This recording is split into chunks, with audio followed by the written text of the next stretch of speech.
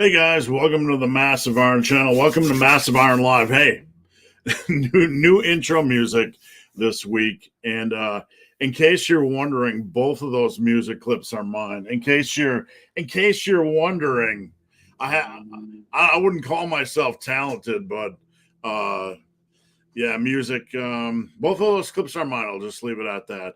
So the introductory one I changed a little bit. That's from a song called Black Rain, which used to be on Spotify and all major music thingies, but I end up taking it down. I'll end up putting it up on its own channel one day. It cost me like $50 a year to keep all those songs up, and nobody listened anyway. So, how you guys doing? It is February 3rd, Friday, February 3rd. Welcome to Massive Iron Live. Before we get started, a few housekeeping things. If you're new here, don't be shy. Please post up a question. I'm here to help. There are no dumb questions, no stupid questions. I don't care if I've answered a question a million times. If you need to know it, don't be shy. Just post up your question. I will stay on as long as we have questions.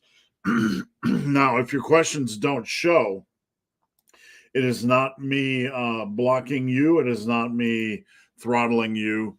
It is just simply YouTube acting weird. So if your question doesn't come through, try rewording it, try shortening it, or head over to Instagram. Oops, the wrong way. Head over to Instagram at Ben the Barman. Slide into my DM with your question. I answer every question on Instagram. And before we get started, you can see the link to themassivefitness.com. I've launched a fitness equipment company. Pre-sales are available right now, pre-orders, and the adjustable benches are already sold out. I aim to put together arguably the best equipment in the industry. We have racks. We have three kind of racks. We have adjustable bench, and barbells. That's all we're doing right out of the gate. If you want home gym equipment that's equal to or better than anything out there, we put together the best steel, the best bolts, the best quality, everything we could. So please at least check that out and keep that in mind for your purchase. So what's going on, guys? What is going on today? What's going on? Look. I have it. I'll show you something magic. See, not bald. I just buzz my head. I think I still look pretty sexy for a 55-year-old man, if I do say so myself. But I got this thing, right? This thing right here. And I keep it at the old deskaroo. And when I'm bored, I just do a little bit of that, a little bit of manscaping. We'll just you got to keep this area good right here, right? So insider secrets, right? Insider secrets. That's about it. All right. So just a reminder, I'm here every Friday. If you post up a question before live starts, you get a chance to win a free t-shirt, hoodie, or even a free whey protein. So hum. All right. What are we doing? Let's get into questions. Hey, before we start, I want to try a new thing this week. YouTube doesn't really like the lives because they're a long video. So anybody watching, please consider dropping a like on this video and leaving a comment down below. I'm going to start giving away, if you like and comment down below. I don't care if you comment nonsense. I don't care what it is. Just don't be vulgar. Hey, Rich, how you doing? I see Rich Knapp is here. If you comment down below, I'm going to give away one of my whey proteins. Okay. And I'm going to check this on Monday. So you can comment as many times as you want. Okay. Just don't get spammy so YouTube blocks you. But for every entry, you get a chance to win a whey protein. The comment isn't in the live questions. Okay. It is down below on this video. So if you leave a comment, any type of comment, I'm going to give away a whey protein on Monday. I'm going to start doing that every week as well, just to battle the algorithm a little bit. All right, let's get going. Shall we? Woodulus from Scotland. When you come back to Scotland, I was actually just looking at ticket prices this weekend. They're down like $4.36 to Inverness. Man, I'd want nothing better. I'm trying to convince my wife to go on vacation again. We haven't been on vacation in over 3 years. And she's got to get through prom season. She's a seamstress. So once she can get through that, then we're going to consider. Man, my only concern, I don't know, maybe you guys can answer this, is like, I don't want to travel overseas and then test positive for COVID and then not let them have me come back, right? Or put me in. Are they still doing that? I don't know. I'm so out of the loop when it comes to travel. So if any of you guys know, let's put our hat back on so we can keep our fat heads warm. All right, Paladin. Should you reduce volume on a mini cut if you're struggling to recover between workouts? On a mini cut, the first thing you want to do is not push for PRs. Like if there's an easy +1, take it.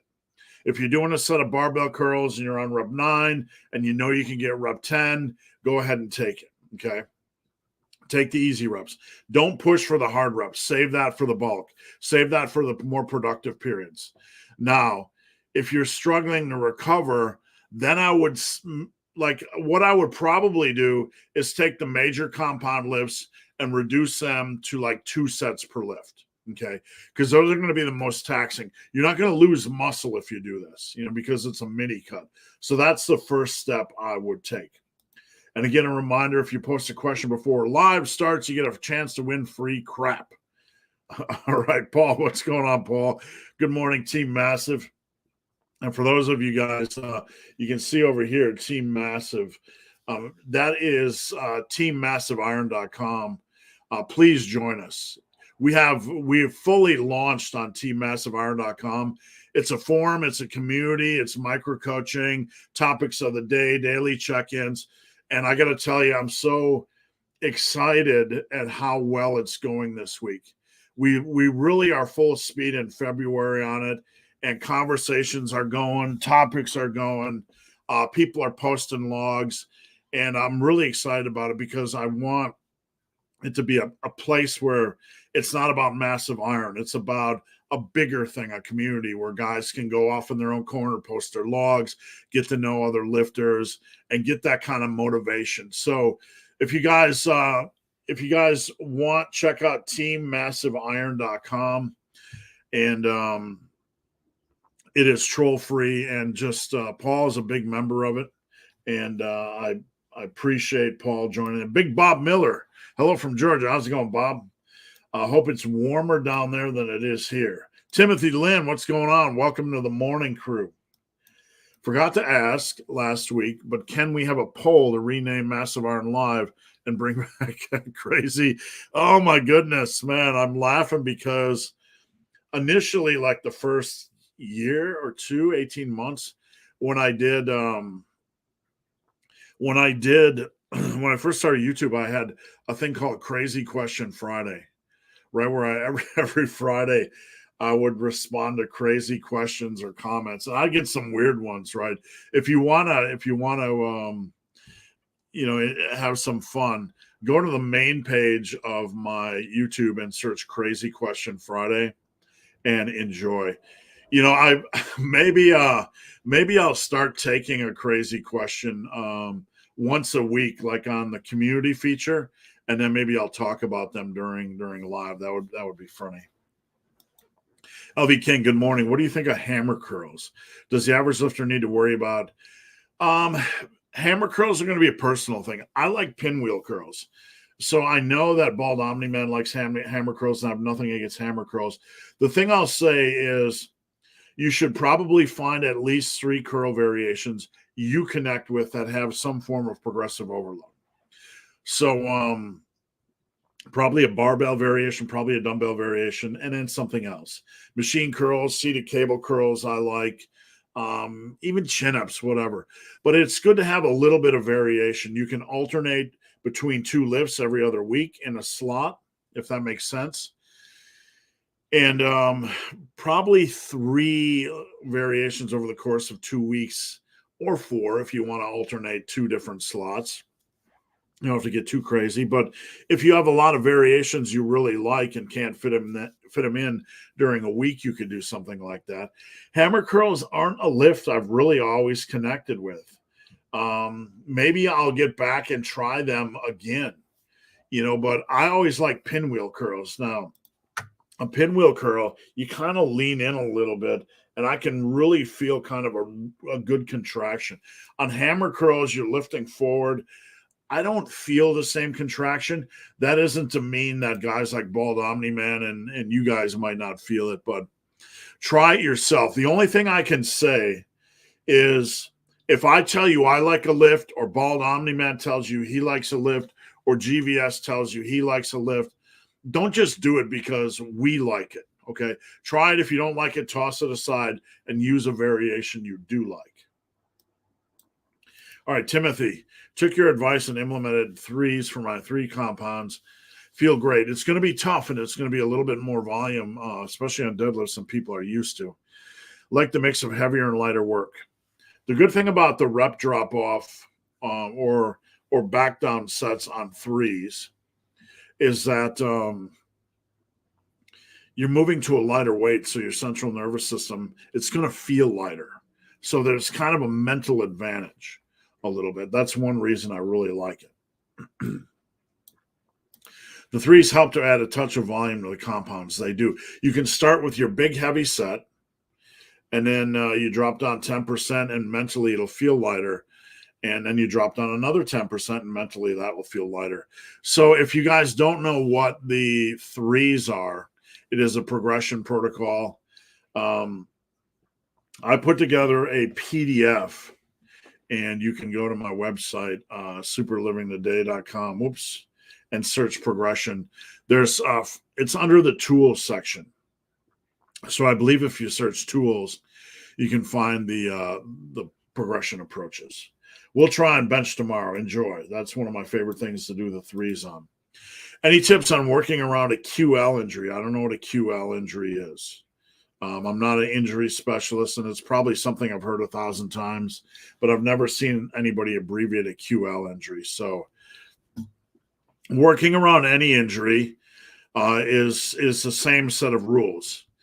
You have to, number one, if a lift aggravates it, you need to toss it out temporarily. If you're doing a warm-up set or warm-up protocol for a lift and it aggravates it, you have to stop, okay? And you have to be patient. You have to be patient. So don't try to force or rush an injury. When you think an injury is healed, there's a good chance that it's probably going to take a little bit longer than you think. When I get to the point where I think an injury is healed, I know it's not healed, okay? I still need to be patient. I still need to give it more time and progress slowly. Just be really super patient. My lower back on lying leg curls are cause for concern. I do them. No, I mean, you probably have some lower back fatigue going into lying leg curls. Just make sure you brace, and it's okay to lift your butt a little bit to get a little bit better contraction on your leg curls. Understand when we're doing a hard leg day, we're going to pick up some lower back fatigue. So if you're noticing it on your lower lying leg curls, there's a chance that it's not the lying leg curls that are causing it. It's kind of the lying leg curls are saying, hey, your back's a little bit fatigued from movements earlier in the day. Now, I don't know if you're doing squats or leg presses. Both can be hard on the lower back to a degree, depending on form. So I can't really deep dive into that, but just know that lying leg curls generally aren't going to destroy your lower back. It's probably something that happened earlier in the workout. Zach is member of the month on Team Massive. Right? He is. Everybody gives Zach a big shout out, an attaboy.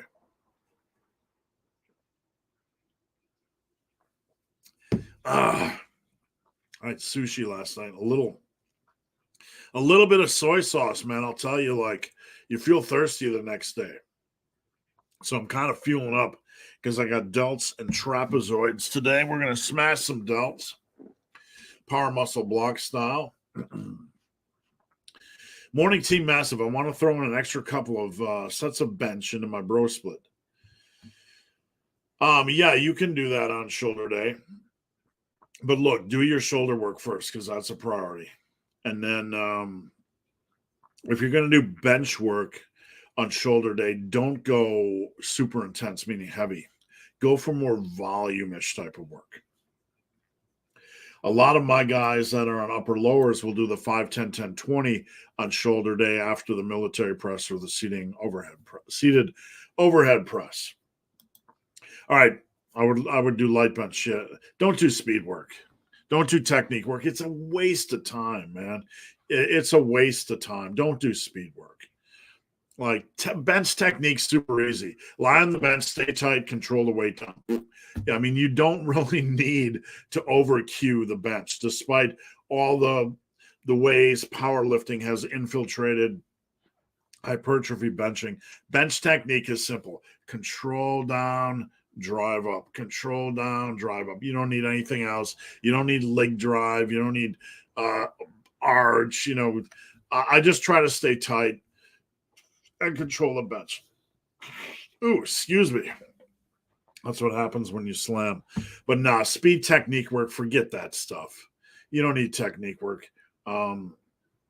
Technique work on lightweight doesn't really carry over. Like if you do technique work on deadlift, it's all going to break down on when you start to deadlift heavy. You work on your technique when you're warming up. You work on really focusing when you're warming up, and then you try to carry it over to your working sets. Do something important. Do something that'll give you results. Big Josh Megaroids. Is isolation adductor training necessary? No, it is not necessary. I got a spam risk. All right.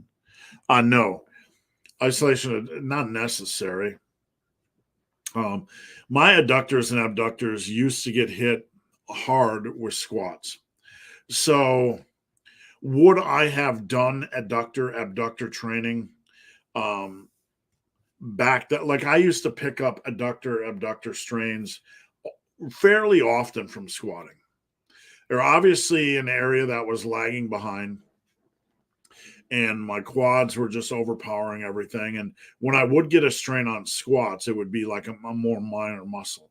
So this was back in the days when I was in the dungeon, right? I had limited equipment, a barbell, a dumbbell, a bench, a squat rack, and a kick in the ass, right?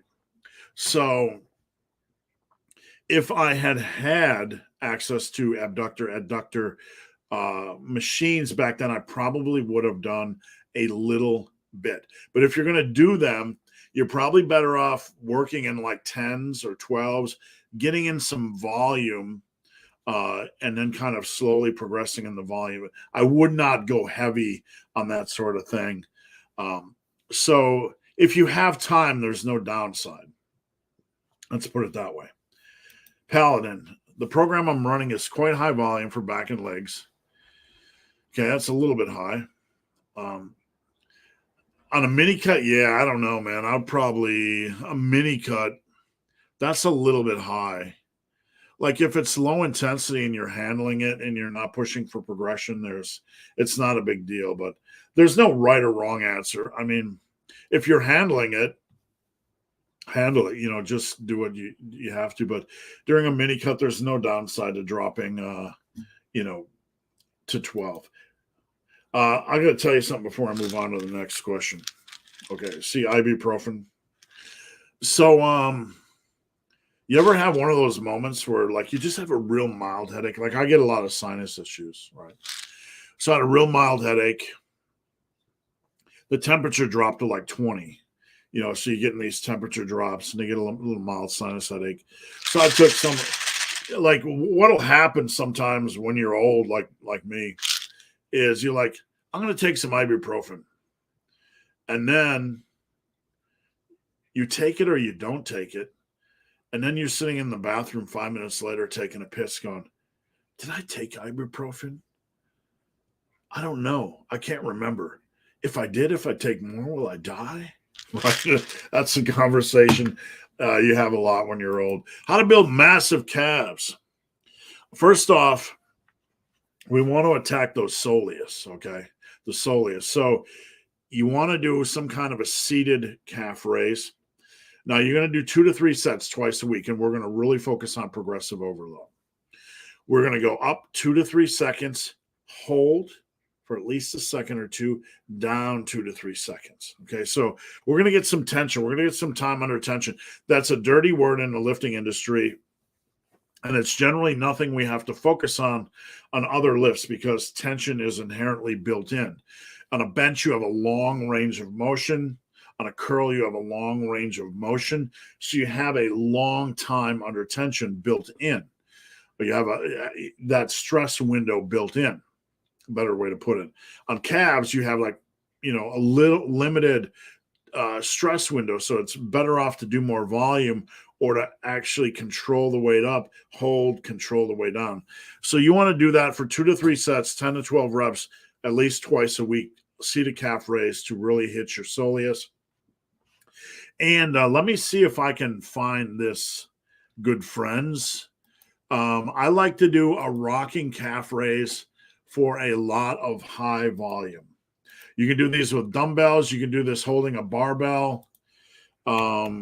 Just make sure you use straps. Okay, so I'm going to try to find a rocking calf raise. Okay, I found it. Let me mute everything, ads and music and whatever, so I don't get hammered by the YouTube. Okay, and we got to get past the intro, past the flexing. Okay, so let me present and share screen. This is something you can do pretty much anywhere. Home, gym, commercial gym. Don't put the weight on your back like this Chuckleberry. That's just silly. You have to figure out a way to get the weight in position. No benefit to doing that. You want to use straps. You want to hold a barbell in front of you or dumbbells at your side. Now, for this exercise, I like to do 100s. And the reason why I'm showing you the rocking raise is because it's not tied to a leg press. It's not tied to a standing calf raise machine. This is something you can do anywhere. So basically a rocking calf raise, I like to do 100s. I like to do 100 total reps, rest, pause style. So do as many as you can, then just rest for like 5-10 seconds. Do as many as you can. Catch your breath, rest 5 to 10 seconds, and continue going till you have 100 total. Now, let me see if I can loop this bad boy and just play it, okay? Can you guys see it?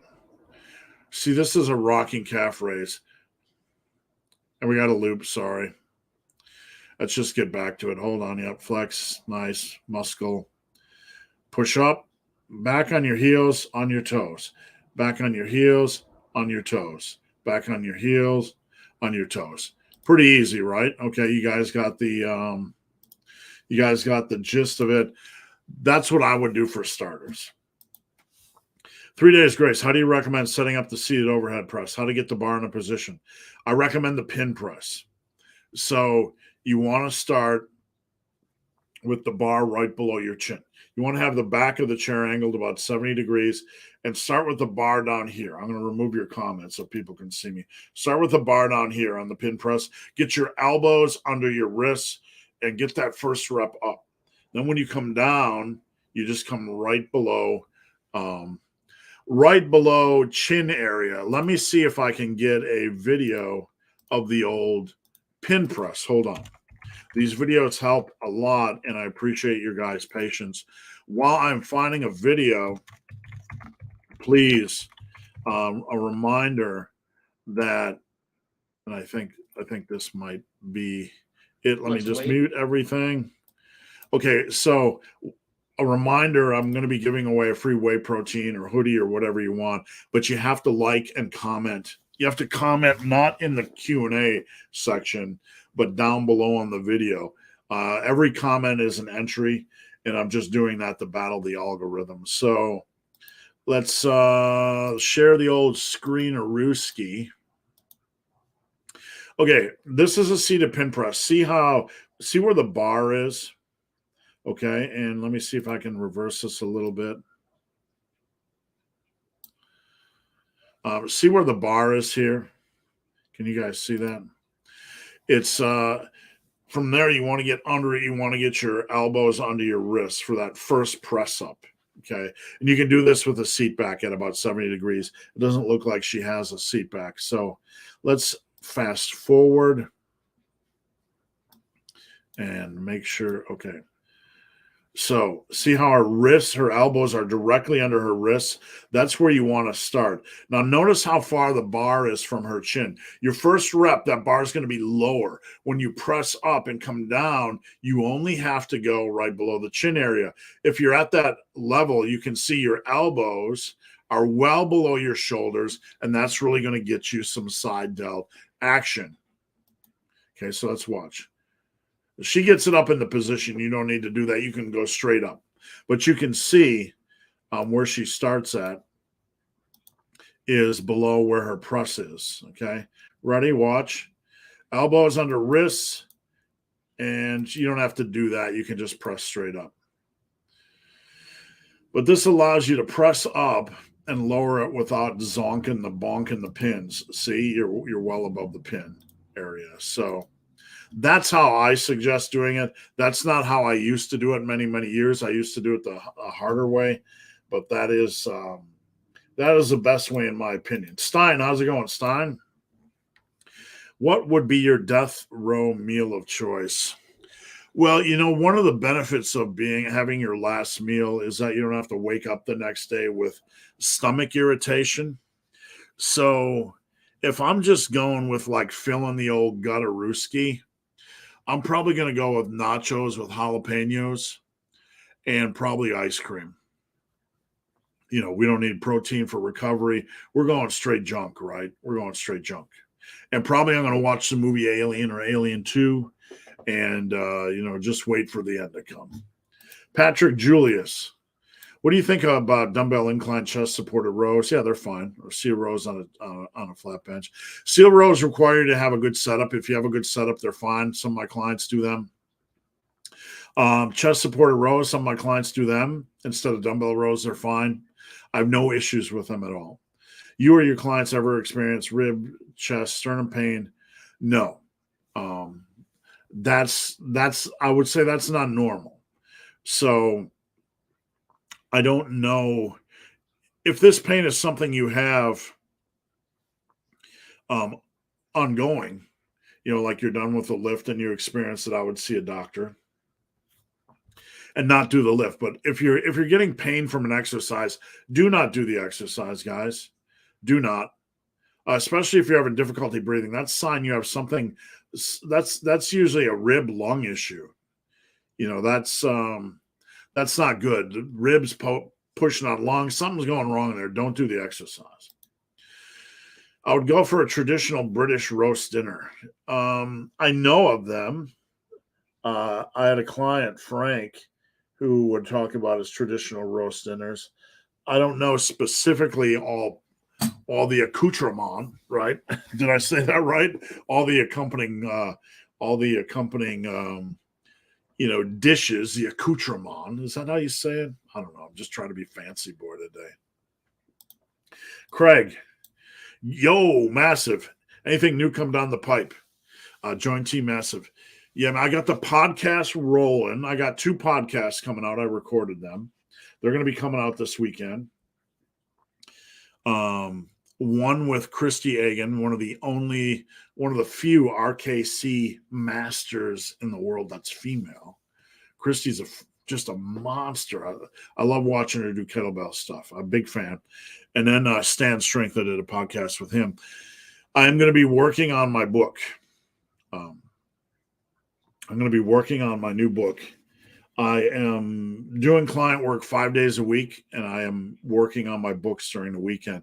Now that Team Massive is up and running, I'm going to be really focused on working on my book, just hammering away at my book because I have a big book I want to write. This is going to be a monster. So that's the next project.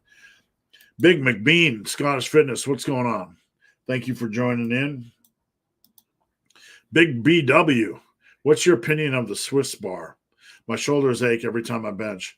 If you need to go to more neutral grip, that's fine.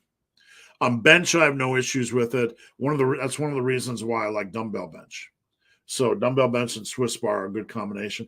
I'm not sold on it for the overhead press because if you have to move your hands forward at all, you have to kind of be able to lean back to compensate, not only not to smack your prettiness, right, but you need to make sure that you don't want to, if you're forward and you got to move it forward, you're going to put extra internal rotation stress on your shoulders, and that's not something you want. So if you use a Swiss bar, it's probably best to do it seated and leaning back just a little bit more so you can get it up without just putting extra stress on your shoulders.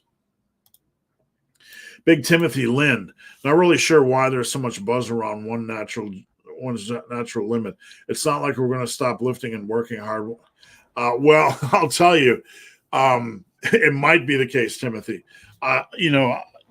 It's hard to get there, and once you get there, you're pretty freaking strong, and you worked hard to get there. So you're not going to stop lifting, but you can kind of maintain a little bit. The reason why this is an area of study that I've dedicated a lot of my life to, and not to limit people.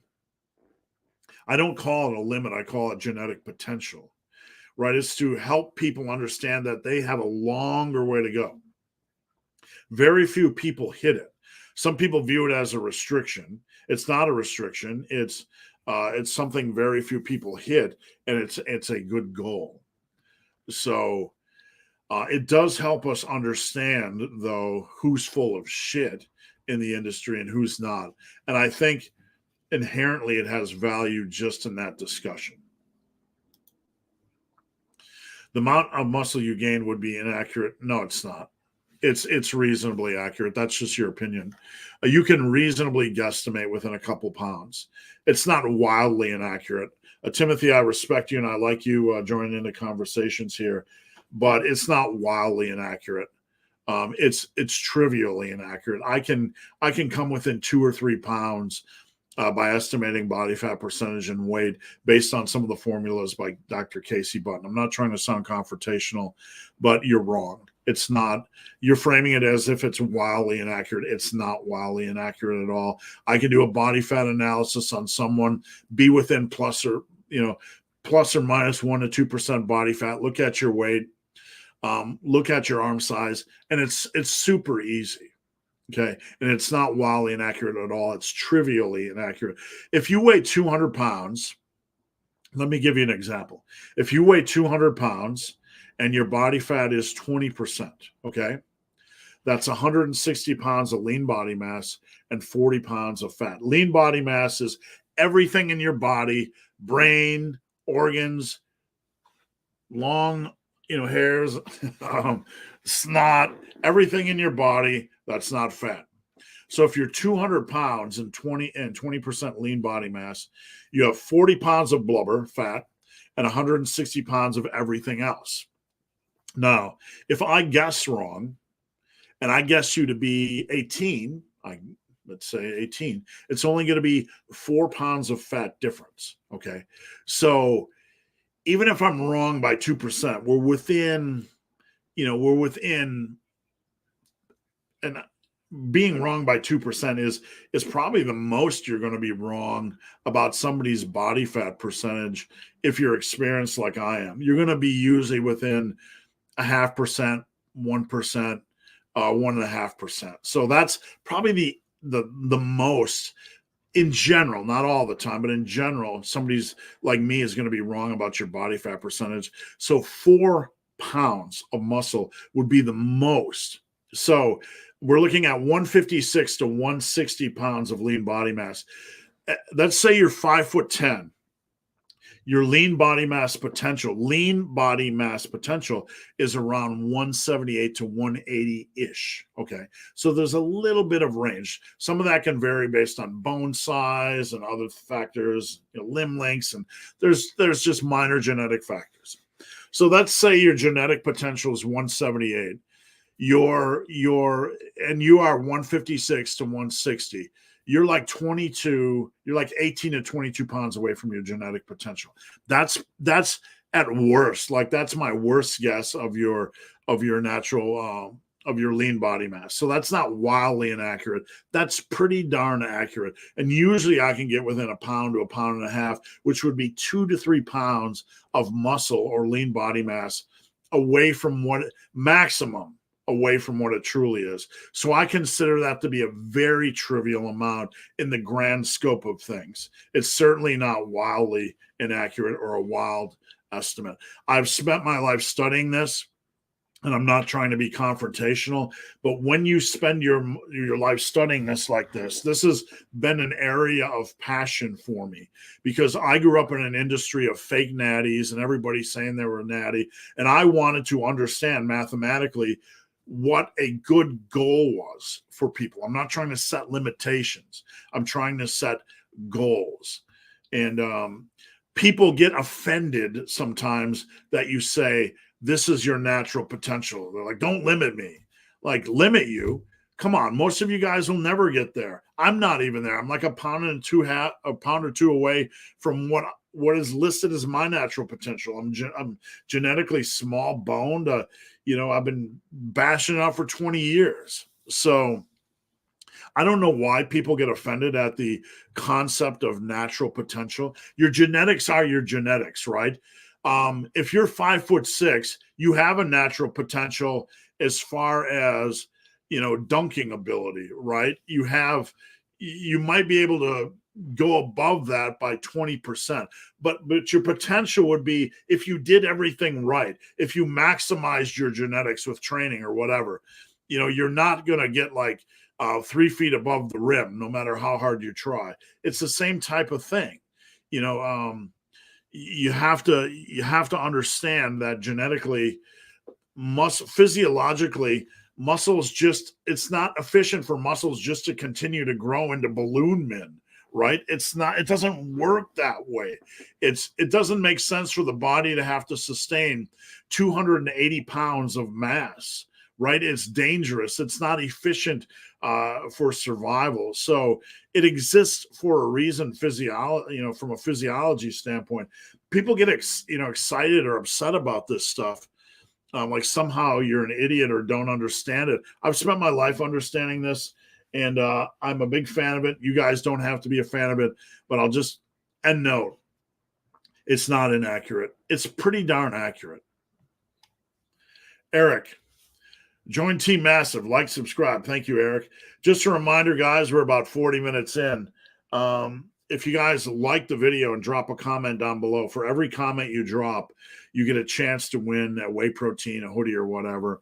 Just trying to increase the comments on the live videos to fight the algorithm a little bit, because they don't like live videos. Let's be real. How many days for ab wheel doms to calm down? We're doing a challenge on Team Massive, okay? So we're doing multiple challenges. That's one of the things I'm trying to do this month on Team Massive, is do like multiple challenges, and it's a friendly thing. You do the challenge if you want, right? So one of our challenges is 1,000 ab wheel rollouts, and another one is 2,000 kettlebell swings, and another one is 5 days on carnivore straight. Now, I'm not a proponent of carnivore diet, but I thought it would be fun, to toss that out as a challenge, because we can learn as like a community. We might do a 5-day vegan challenge just for fun, right? And that's optional. But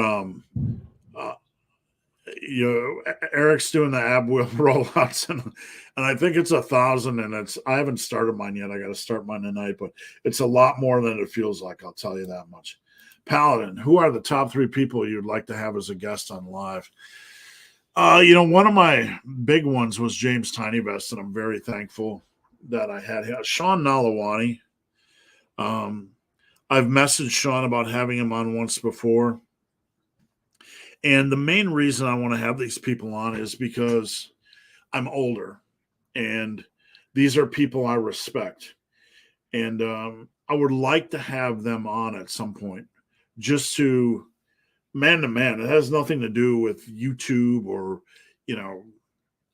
anything. It's just like there's certain people I'd like to talk to about lifting that we agree upon, that I connect with. Sean Nalawani is probably tops. And if you want to spam his comments saying, please join the podcast with me, we could do that. I don't really like to have guests on live, but I'd rather do a podcast with them. I think Sean's at the top of the heap. And is there anybody else? Probably Tom Platz.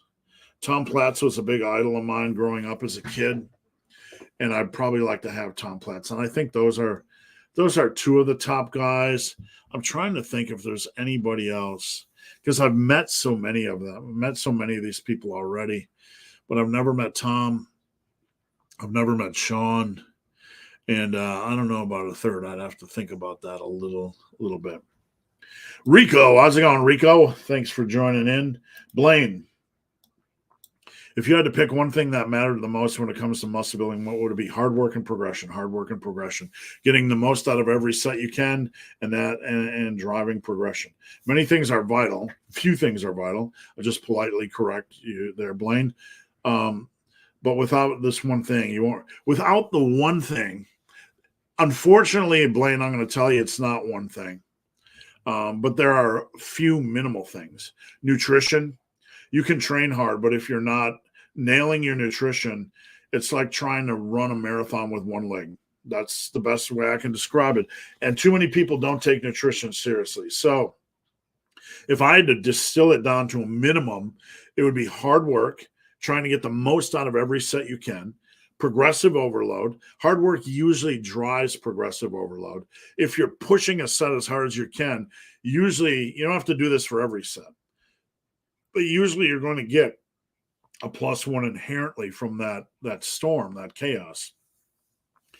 And if you combine hard work and progression with quality nutrition, those are really the keys other than consistency. Eric, the beard of redness. If you suck at pull-ups, me, what's a good sub? You can do band-assisted pull-ups would be a good choice, and they're not always fun or easy to set up. You could do lat pull-downs. There's not a lot of good vertical pulls. You can do there's a pull-up you can do on a barbell where your feet are on the floor. It's not like an inverted row, but you can do that as well. Honestly, Eric, what I do is I work in my lat pull-downs, and then I work in another row. I think horizontal rows have a lot of value in building a big back, and I don't think they're equal. I don't think horizontal and vertical pulls are equal, and we don't have to have them 50-50 in a back workout. So people like to have nice, tidy numbers when it comes to lifting. 50% of this, equal sets on back and chest. It's not like that. So it's okay to have more horizontal rows than vertical rows. A horizontal row is like a dumbbell row, a pendley row, a machine row, a seated cable row, a chest supported row, a single arm machine row, right? A seal row. We could go on and on and on.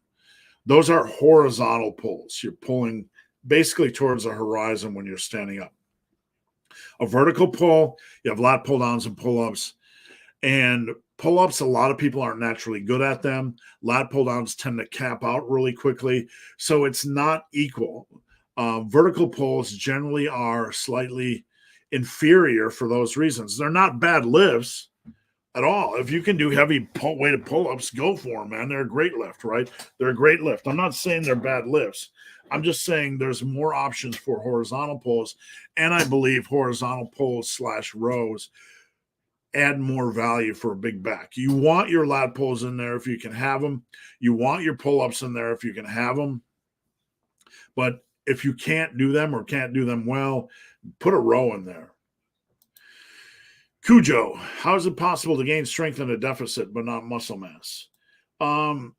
When someone doesn't have a lot of strength, and that's going to vary. There's no strength standard for this. Okay, this is all theoretical, but it makes sense. If you don't have a lot of strength and you're in a deficit, it's easier to build a little strength to get to kind of that. It's easier to build strength. If you have good intermediate and above strength where you kind of are pretty strong. In a deficit, it's more likely you're going to lose a little bit of strength. So there's kind of like a sea level type of place. Okay, let's put it that way. Where if you're above sea level, and means you're pretty darn strong in your cutting, there's a chance you're going to tend to float down towards sea level. And if you're under sea level, and you ever been underwater, it kind of floats you back up to the top. If you're under sea level, there's a chance that you can still build a little strength.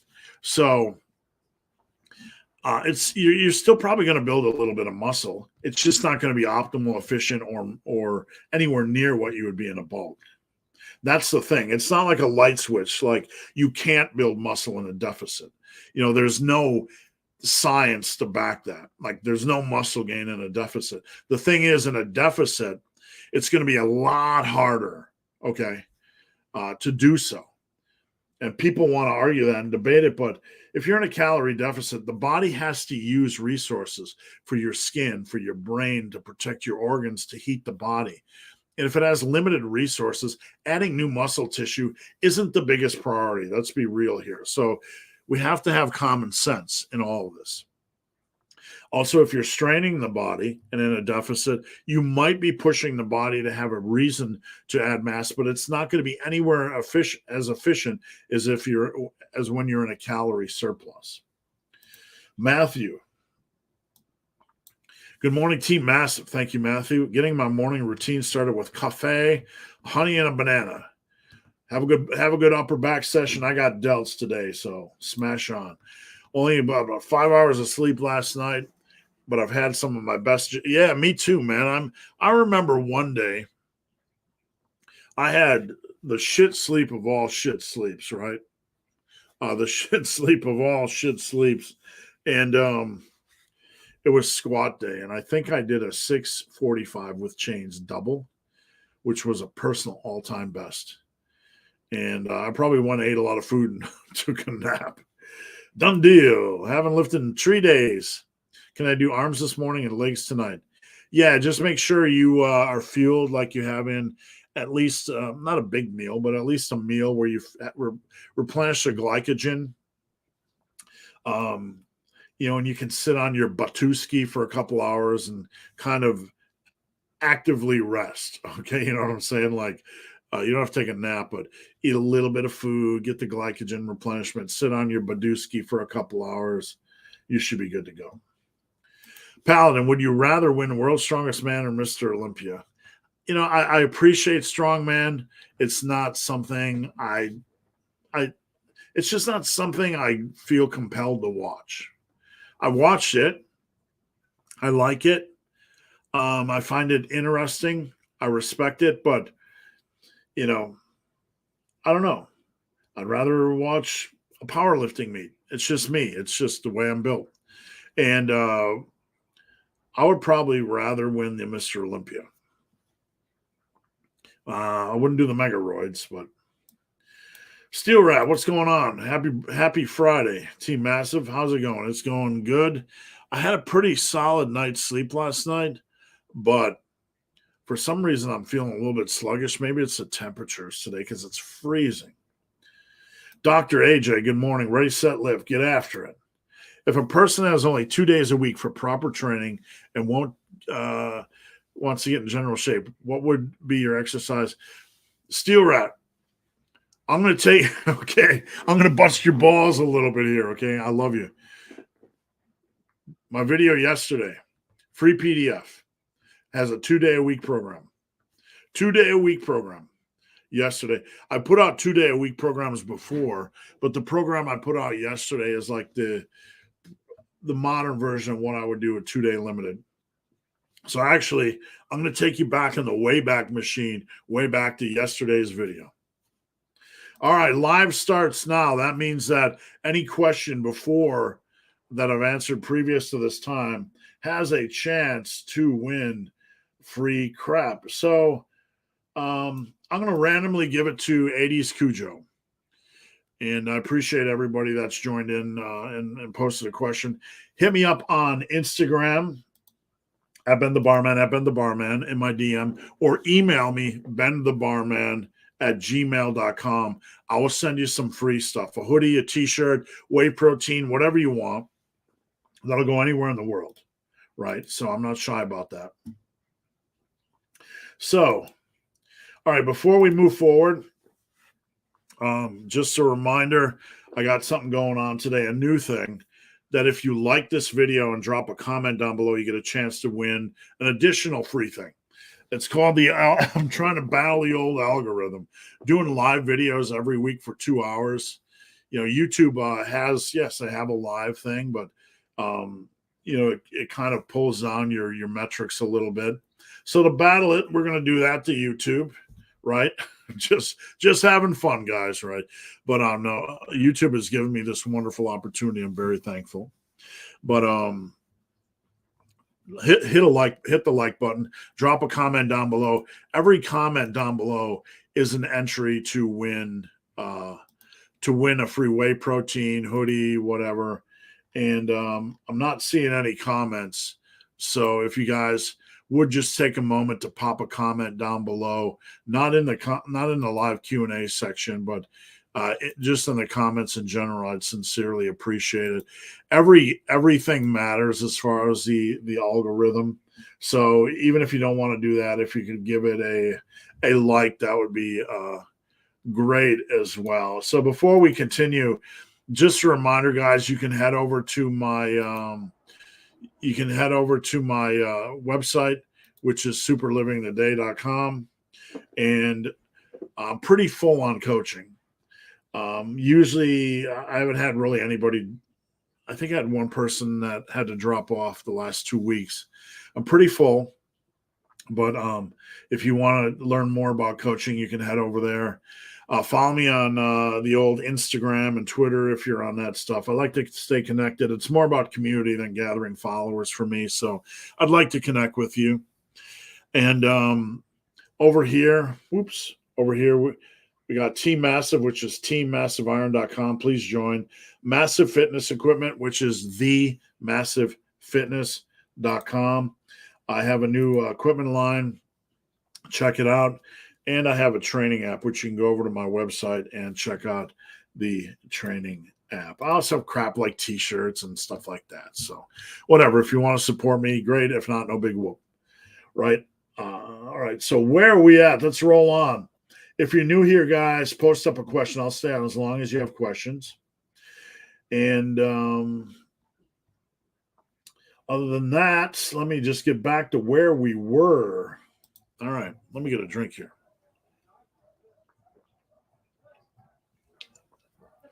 All this yabbering. Do you watch any strongman? No, I do not. I did once, like in a half an hour with my wife, like last month, but I generally don't. When I have free time, I watch a movie with my wife. She's away at dance. She does a lot of classes. So she does like Pilates and dance and all that kind of stuff. When she's gone, lately I've been watching Premier League soccer because the games go by so quick. I can chill, for an hour and a half while she's gone and watch a Premier League game.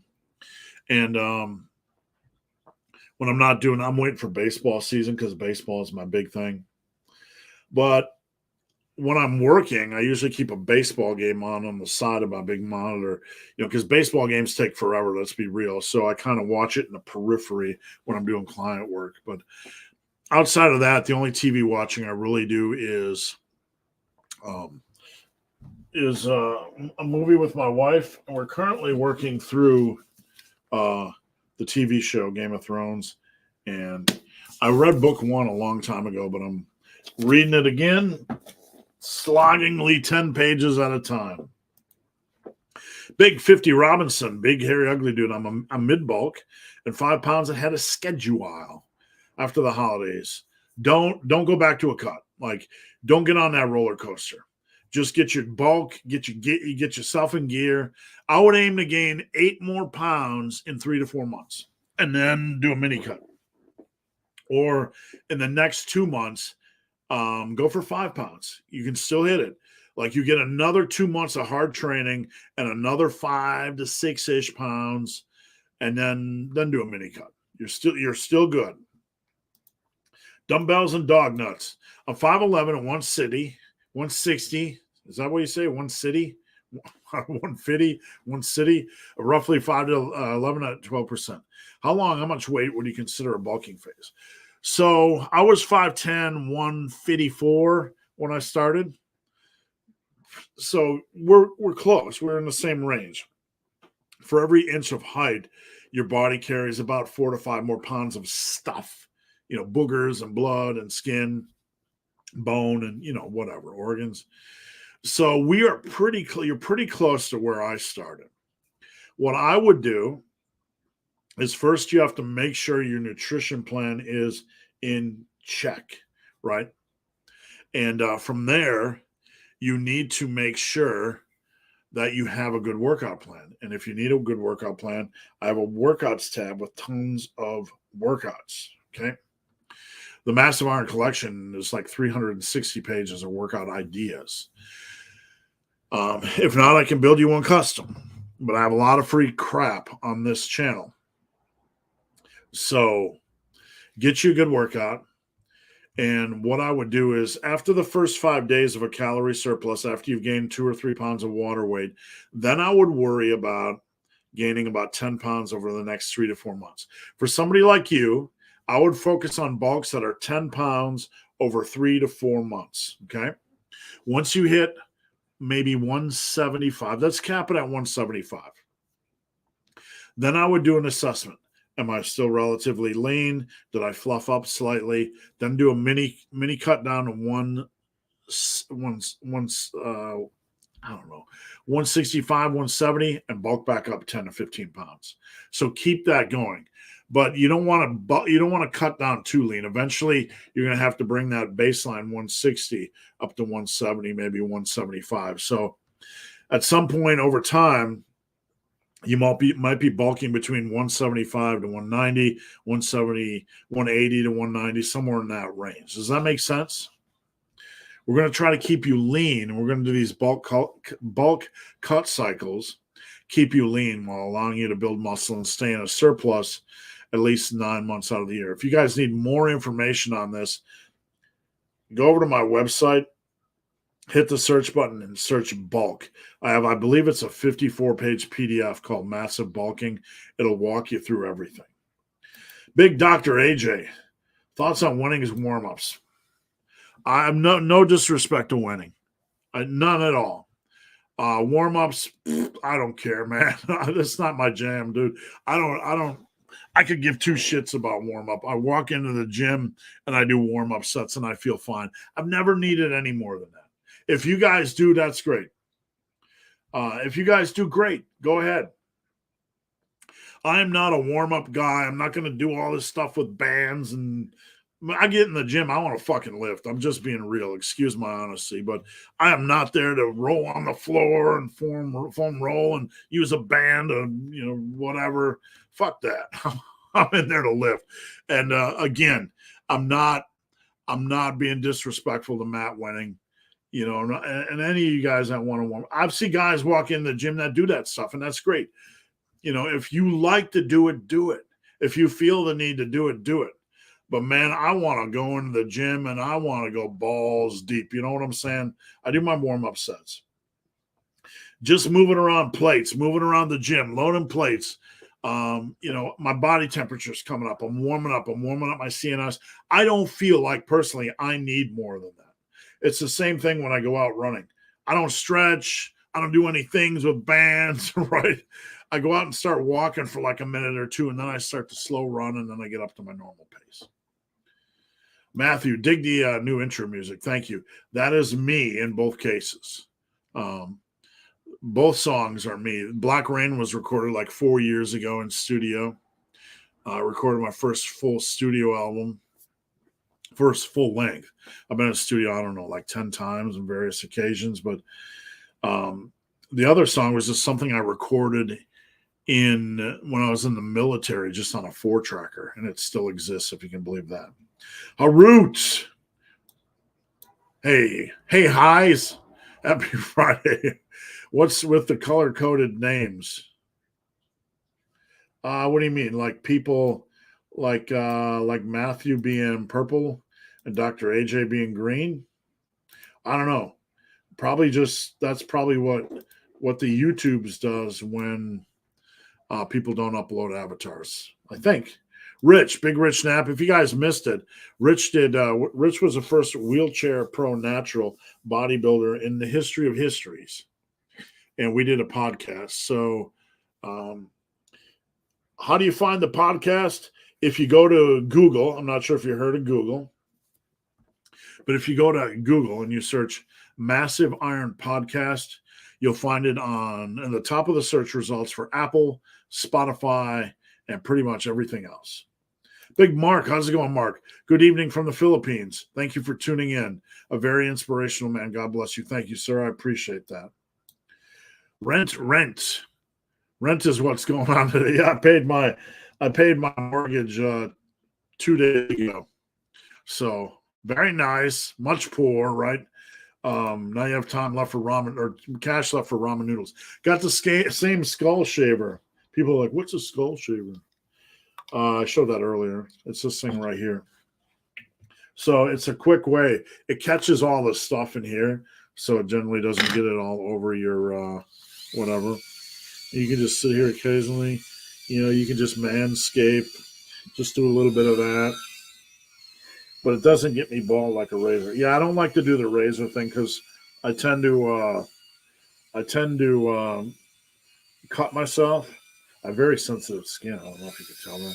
I have very, very sensitive skin. That's so cool as shit. But yeah, that's the skull shaver. And mine gets pretty legit. So I love it. And it catches all the stuff in there. You can just pop it off. And you can take that hair out and weave it into a fur coat or whatever you want to do. That's my plan. I'm going to save all the hair. When I die, we're going to weave it into a fur coat and give it away and put it in the Massive Iron Museum or something like that, right? Just humor. Liked and commented. Thank you. I appreciate that. Why are there ebbs and flows to progressive overload?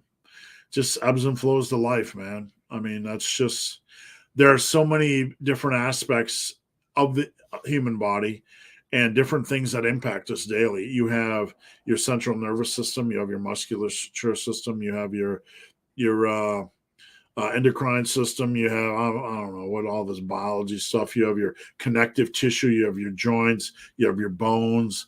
Then you have all these sleep and stress and nuances in our glycogen and nuances in our electrolyte intake. This is why nutrition or consistency in nutrition is important, because if you can shave off a lot of the rough edges in electrolytes and in glycogen and just, not eating pizza one night and feeling like shit the next day, you can really smooth out a lot of it. But the body is the body. Some days you're going to work it harder. Like you can go enter, let's say you're doing boxing or jujitsu. Some days it's just going to hit you harder for whatever reason. Some days you're just going to land wrong, right?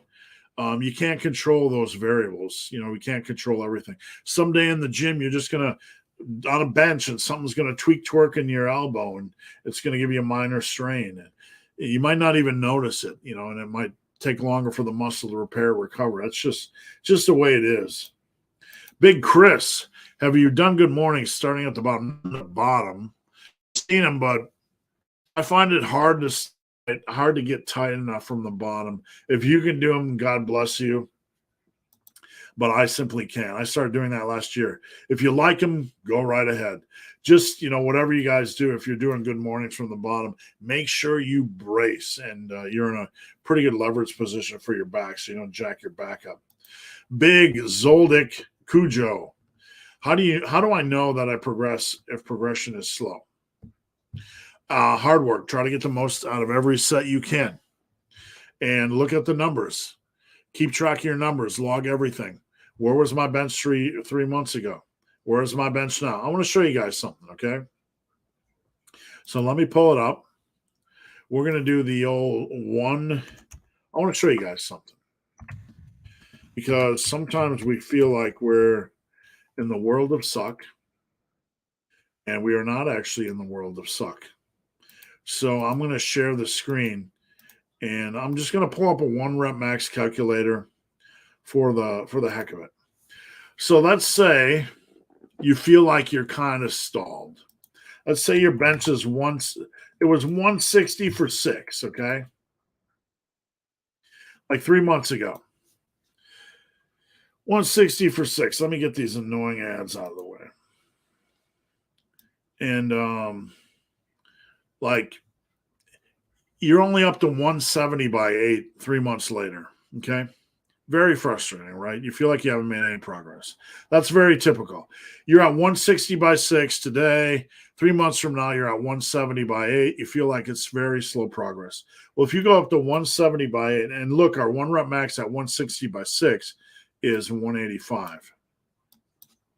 If you go to 170 by 8, your 1 rep max is now up 26 pounds. Okay. So the thing we have to understand, and this is why I focus on plus ones, you went from 160 by 6 to 170 by 8, and it doesn't seem like a big jump. And you're frustrated. That pace is going to add 100 pounds to your bench over a year. It doesn't seem like much, but it is a big jump. So we have to understand the math game to a little bit when we think progression is slow. It's generally not slow at all. We just aren't taking time to understand the projections.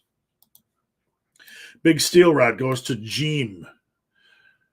What do you think about set ranges, about set ranges? I don't know. There has to be more structure.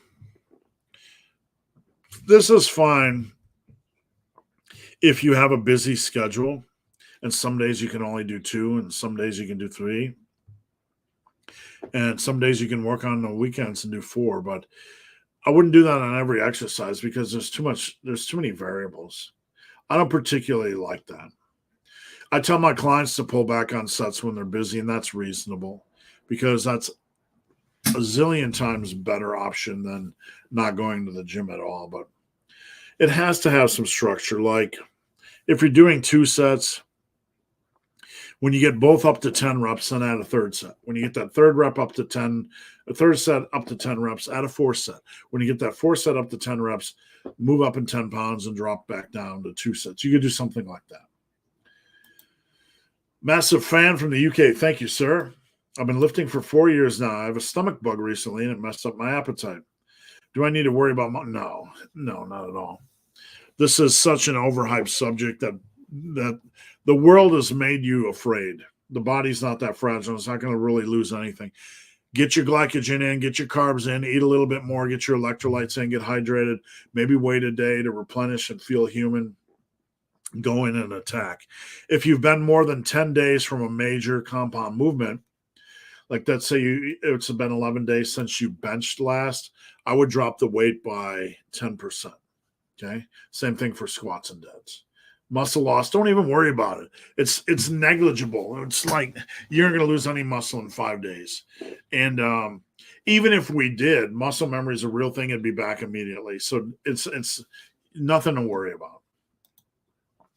Patrick, what's your take on low volume training? Do you think it's a good option for people?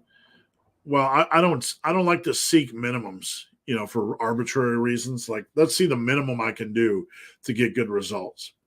Sometimes it's situational, like we have to do less because of our situation, work or stress or relationships or kids or family.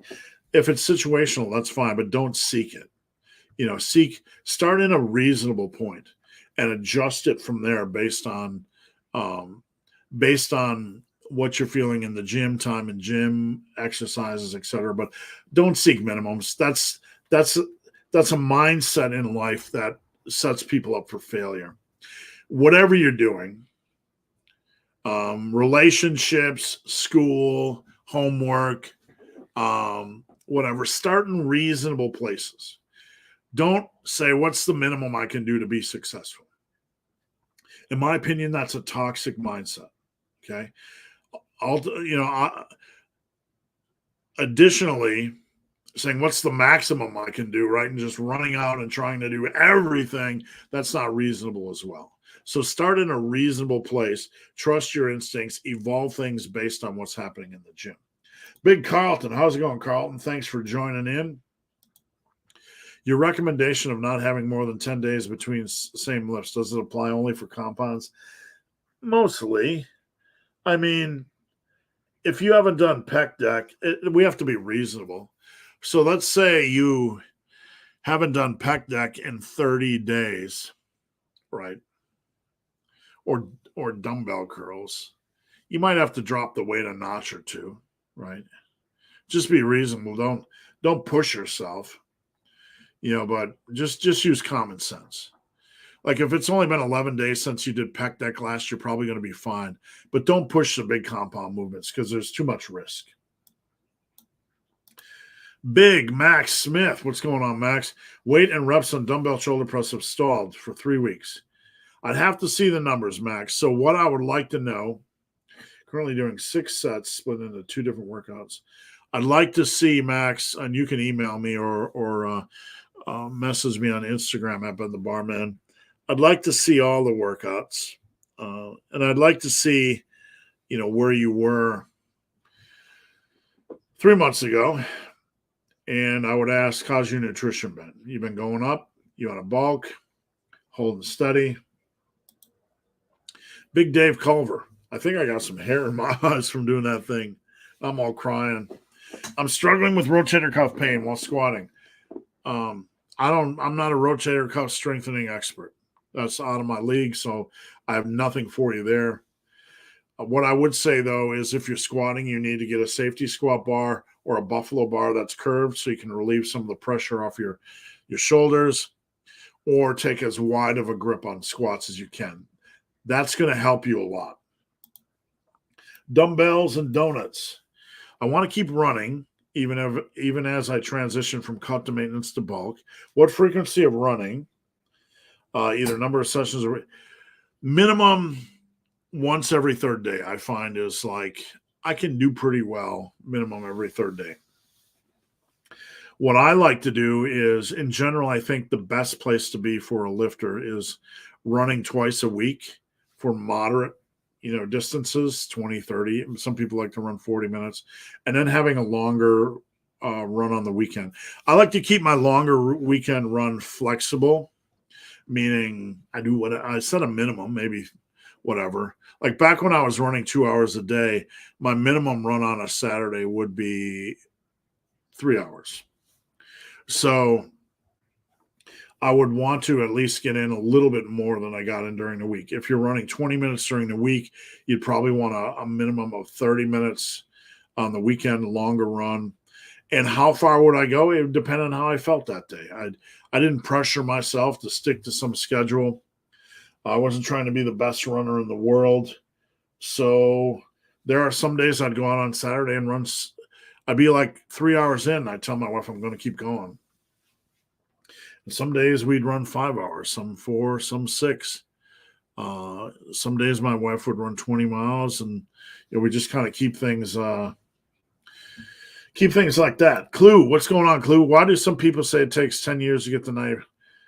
A lot of people say a lot of things, Clue, and I can't. Most people say a lot of things because they aren't educated enough, and that's not me being disrespectful. Some people say the Earth is flat, right? Right. Some people think all carbs are going to kill you. So natural muscle potential, the way we understand it, and this is a reasonable, let me remove the comment. This is a very reasonable estimation of how the research, let's say this is all the muscle you can build over the course of your life. Whatever you have remaining, you have the potential, it's not a given, you have the potential to gain about half of that over the coming year. So let's say you're a bonehead your first year and only gain that. You still have the potential to gain half of that the next year. So let's say everything's optimal. First year you gain half, you got this left. Second year you gain half. Third year you gain half. So you're at about 75% after 3 years. 4 years of hard training, 82.5, 85%. 5 years of hard training. If you did everything optimal out of the gate, you would be pretty darn close. And you can see guys like GVS on this trajectory. If you didn't do everything optimal, it could take you 10 years.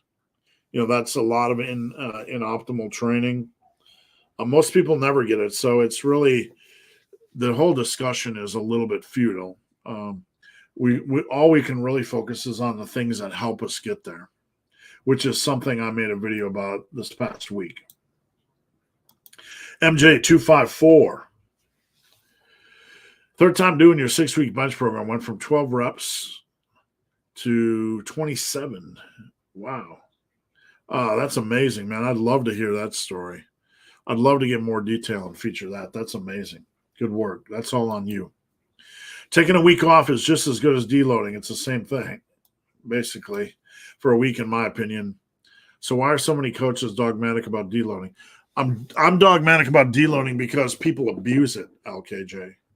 I'm going to deload every time a fart crawls up their nose. I'm going to deload, reload, unload. Because as a coach, here's why so many coaches are dogmatic about it. Because people look for excuses to deload or reload or drop the weight.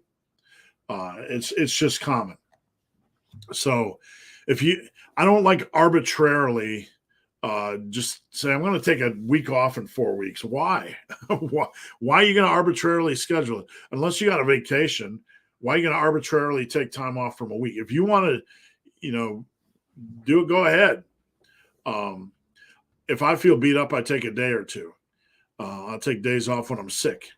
But I think the main answer to your question is because when you are coaching, people look for excuses to deload every time something's not feeling perfect. And if you do that, you're going to deload 2/3 of the weeks. Is it possible that 3x3 weighted pull-ups? No. That's way too low. That's just way too many low rep sets, and that's not going to add any real value for hypertrophy. No. I'm going to tell you, I'm going to be honest with you guys, and you guys can do what you want, but I consider pull-ups to be one of the biggest ego lifts. People like to slap heavy weight on, do half reps, and it looks like shit, and they have no control. And it's like doing sloppy benches, right?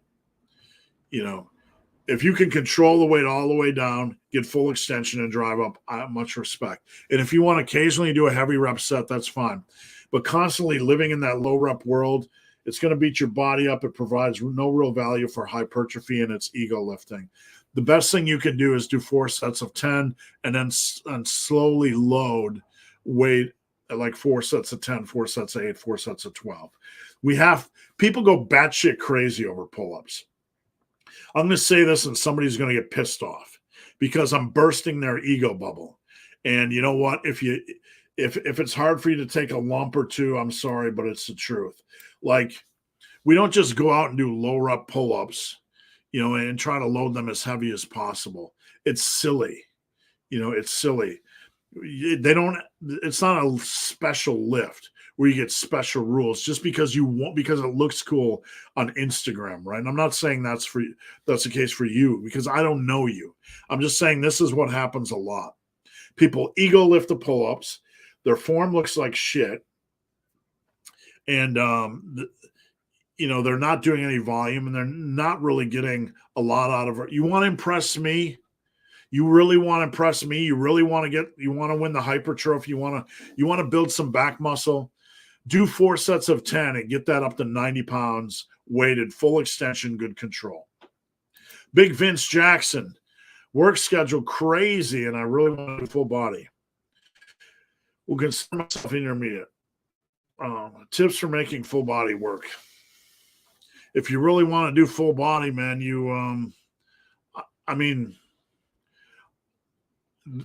tips really, you just need to have time to do the workouts. They tend to take a little bit longer.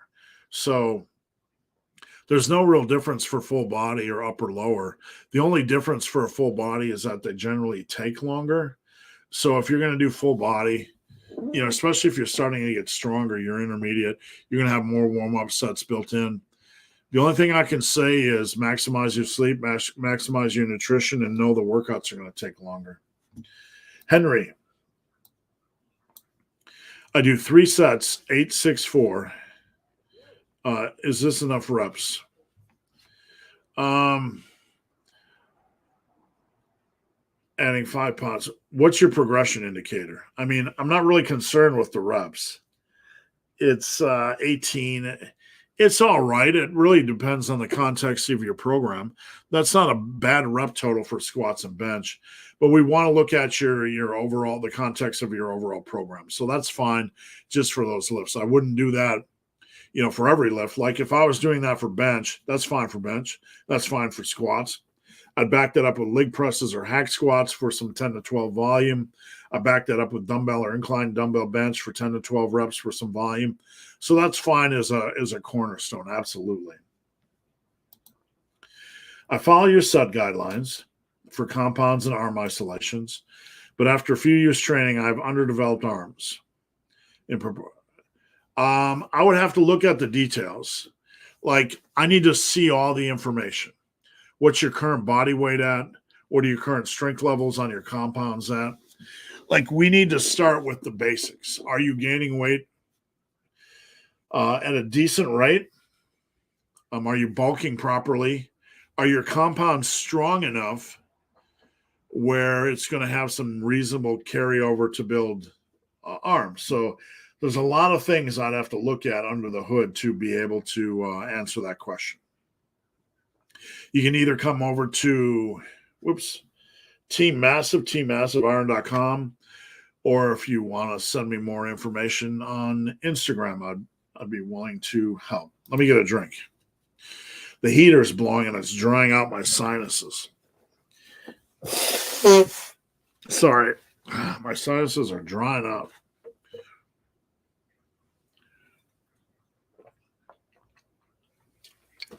Alpha Destiny says neck is the most important muscle to look big. No, I wouldn't agree at all. You want to look big. I don't think it's one muscle group. Like, I know a lot of older guys with big necks. They're just kind of big old fat potatoes, right?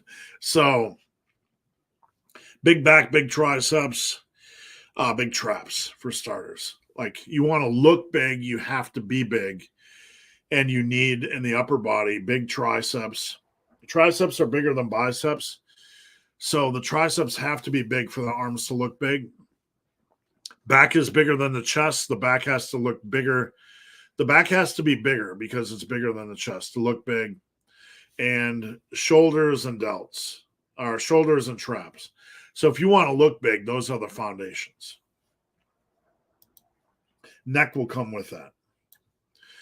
Brandon, I'm doing the 2-plate special. I'm currently at 145 by 15. With changing rep schemes, the last sets, 15-15 versus 10. Yeah, that's fine, man. I mean, that's absolutely fine. Basically, Brandon's doing 10 and 15 and trying to get to 20 reps on the last set, I believe. I don't recall. But yeah, if you want to do 2 by 15, that's fine. Just make sure your nutrition is nailed. Are you in a bulk right now, Brandon? Is your weight going up? Is your nutrition consistent? Just make sure there's no rough edges as far as your nutrition. Pringle Cake. Afternoon. It looks like you've been watching a bit of Premier League. Any teams you support? I've been trying to watch as many games as I can. Like I only have time for like 3 or 4 a week. And, I've been watching some of the lower level teams, some of the top level teams. I have kind of gravitated towards Tottenham and Brentford. I like Son on Tottenham, and I was happy to see him score a couple goals, in the last game. He's been struggling a little bit. Henry Kane's kind of fun to watch, and I know some people don't like him, but he's like a ball magnet. Like he just seems to be in the right place at the right time, way too many times. He just has a good sense for the game. I have 5.5-inch wrists. That's pretty small. Is my arm size? I think they're going to grow. Where are you measuring? If the styloid process is, I don't know if you guys can see this. There's a bone right here called the styloid process, and you want to measure towards the hand on there. What's your weight? What's your body weight? If you could type that in later and let me know. Rico, any chance of revisiting or making a PDF on a split you made? Rico, DM me on Team Massive. I've made so many workouts. DM me so I can take a lot. There's a lot of things I'd like to remake. Yeah, absolutely. I'm probably going to do that in my book. Remake a lot of these splits. So, but if you want me to remake one right now, just send me the link and I'll revisit it. Dylan, go to core exercise. Not sure what you mean, Dylan. Maybe you can clarify. Clue, my close friend has 18.5-inch arms. He tells me his lifetime natural. I don't know about that, man. I don't know about his body fat being legit. In all my years, I've had my arms measured against the best of the best. I've had flexing pictures. Let me show you. I've had flexing pictures against nearly everybody that would come in Tiger Fitness. So I want you guys to know I'm not just pulling this out of my ass, okay? I'm not just pulling this out of my ass. Let's see if I can find. Let me see if I can find a flex picture. Photos. Hold on a second. What's about you? I can't find flex. I can't find a good flex picture of the one I was looking for. But I'll just show you like a rando, okay? You guys are going to know this guy. Share screen. All right. You know who I'm standing next to? Okay. Those of you guys that know. Like, in my time, Chris Jones in there somewhere. In my time in the industry, I've got to work with everybody. And one of the things we would do is we would do a flex photo next to other lifters. And there's only been one lift. I had like 17.75-inch arms at 22 to 24% body fat. Now, I'm going to stop sharing. I'm going to show you one other photo. And if I was at like 15% body fat, I would be barely able to keep 17 inches. So one of the issues I see is that people,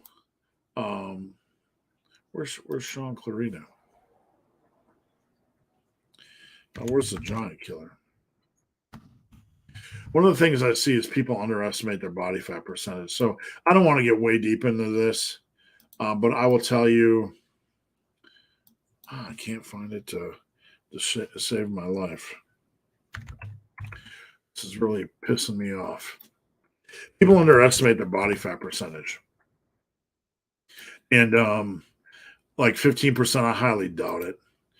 18.5-inch arms at 15%, I really don't think so. All right, let me show you this photo. You guys know Sean Clarita, Mr. Olympia. Okay, Sean Clarita, Mr. Olympia. Sean Clarita, Mr. Olympia. Right? That's a 17.75-inch arm, mine, versus Mr. Olympia. Now, granted, Sean's shorter. He's called a giant killer, so that's not a slam. But Sean's like 15% in that, photo. Maybe 14, maybe 13. Who knows? Who cares? People that say they're 18.5-inch arms at 15%, I've never seen a photo. Clue. Okay, so if you have a photo, send it to me. I've never seen a photo of a natural at 18.5-inch arms at 15%. I've just never seen it. I've asked for these photos over and over again when I get claims like this, but I've never seen one, and I've never seen one in person. And I've worked with nearly every major YouTuber you can imagine, okay? Nearly every major YouTuber you can imagine. the strongest men in the world, the biggest men in the world. And I think your friend's full of shit. I think he just doesn't know his body fat percentage.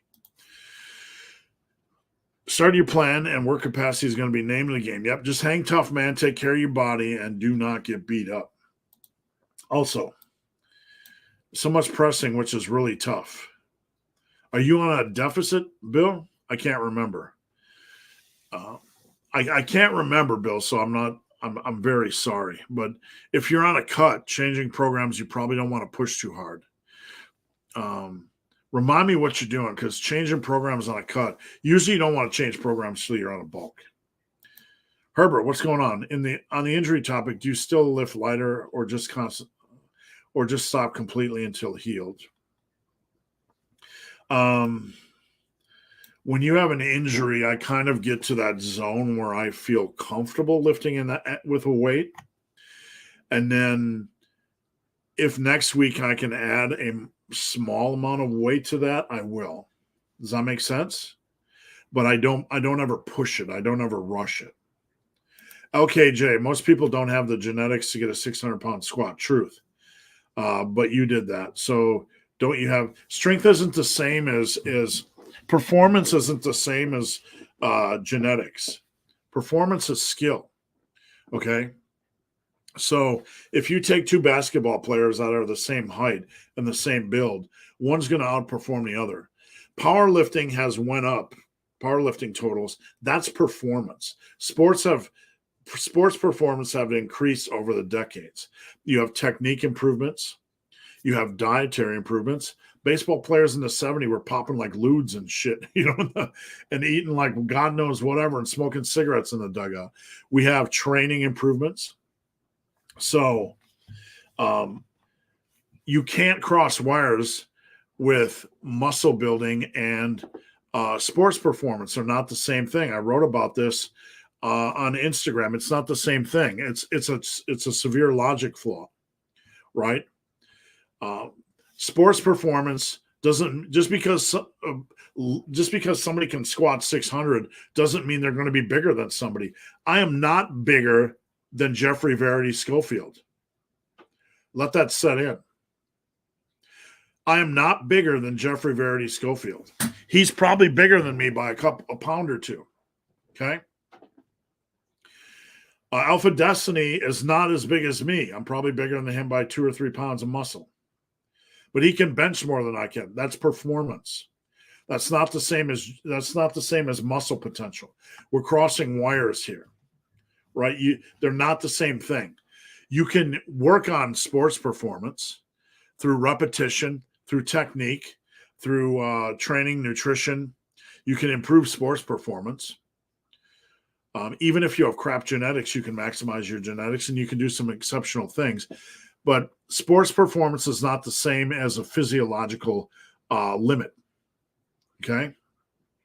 You can't jump to the moon, right? Even so, but it's not the same thing. Does that make sense? Sports performance is not the same thing as I'm going to get my arms to 20 inches. No one's ever done it before. We've studied it. Physiologically, it doesn't happen, no matter how much you want to will it, because that's not a performance aspect. That's a physiological aspect. I'm going to make my head 2 times bigger than it is just by willing it and doing head exercises, right? No, because what we know is that every champion that there's ever been in natural bodybuilding could not get past a certain area by more than a trivial percent. So no, it's not the same thing. Death Row Dinner. He had to go with the pineapple. Nitro Dark Beer. All right, that's all right. It's all right. Not my favorite, but at least it's not a Budweiser. I like Budweiser. That's the only entry-level beer I like. Steve K. For block sets, do you recommend stopping when no more full raw can be completed, or eking out some partials? A block set is going to be like a time set, and I don't worry about failure in a block set much, and I don't worry about partials. If you're in the middle of a block and you can no longer perform full reps, then you got to rest a little bit until you can perform full reps. Okay, because that's kind of how a block set works. So I did a block set for curls, and I could only get like 14 reps. So I had to set it down, rest 10 seconds, and do 2 to 3 more. That's kind of how a block set works. But if you would get to a dead stop where you legit are out of juice, you could maybe do a couple partials, but I would be really careful with those in the context of a block set. Rosen, Steve, is there a big difference between 8 and 12 sets a week? Well, I wouldn't say there's a big difference. We have to, the thing I focus on, like, this is just speculation.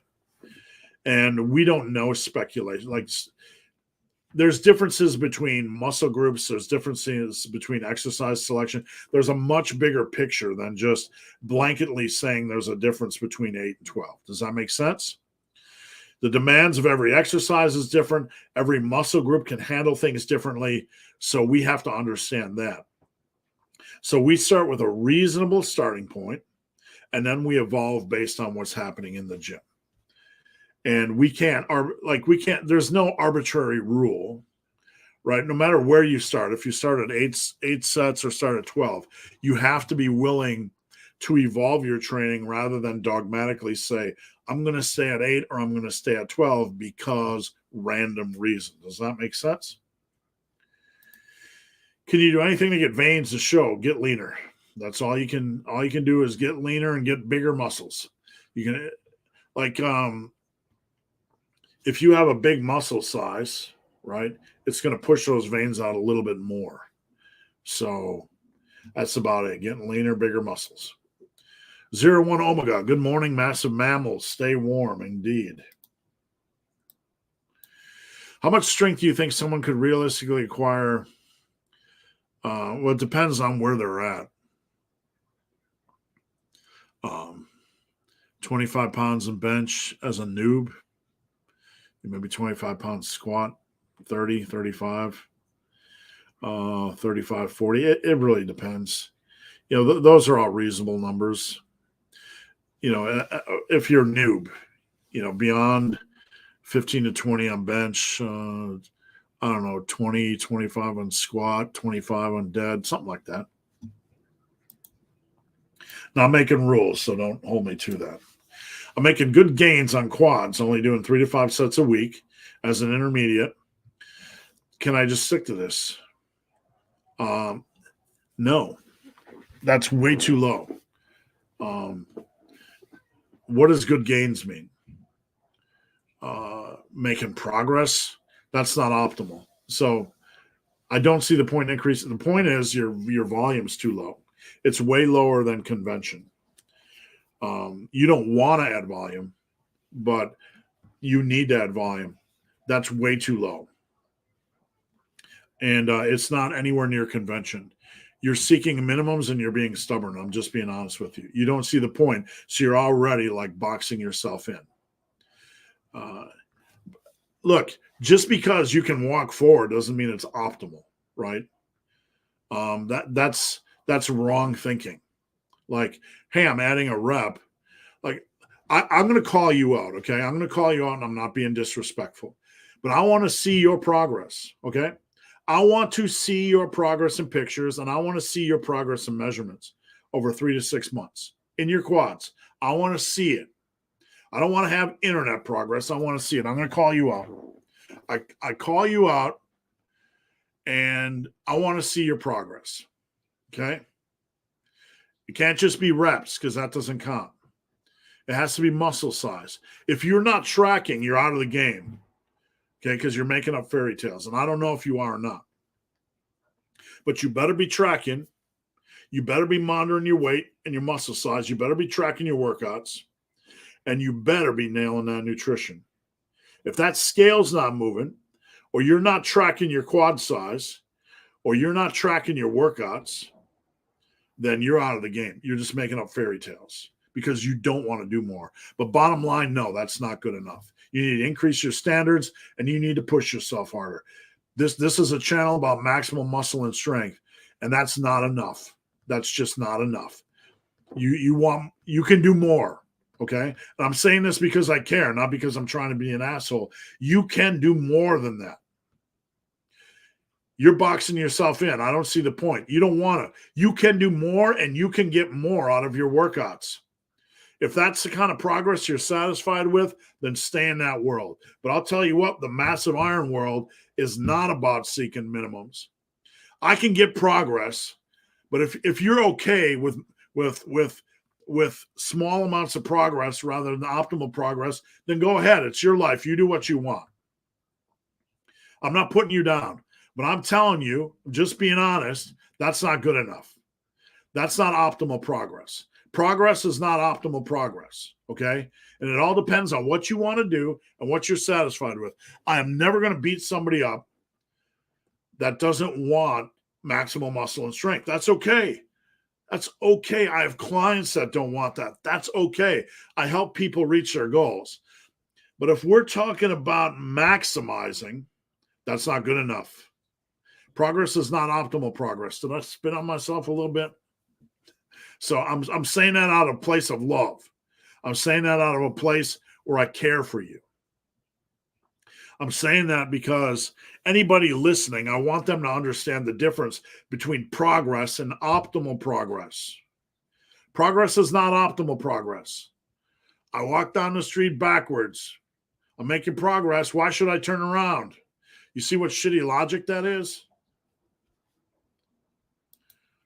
When I added sets, I just progressed at the same. I don't believe that. I do not believe. I'm calling bullshit, dude. I do not believe you have photos and measurements and weights to back this up. I'm calling bullshit. You show me photos of this data. You show me measurements. You show me where you're taking weight. You show me this because I'm calling bullshit, dude. I'm calling 100% bullshit. Not because I'm trying to go after you, but I've seen these claims before. These are internet claims, and they're rarely ever backed by data, measuring your quads, measuring your weight, measuring your workouts, seeing weight increases. I'm calling bullshit, dude. Clue. In the first 1.5-2 years of training, I don't think minimalist training is bad for hypertrophy. It is. You don't want to do minimal training your first 1 to 2 years.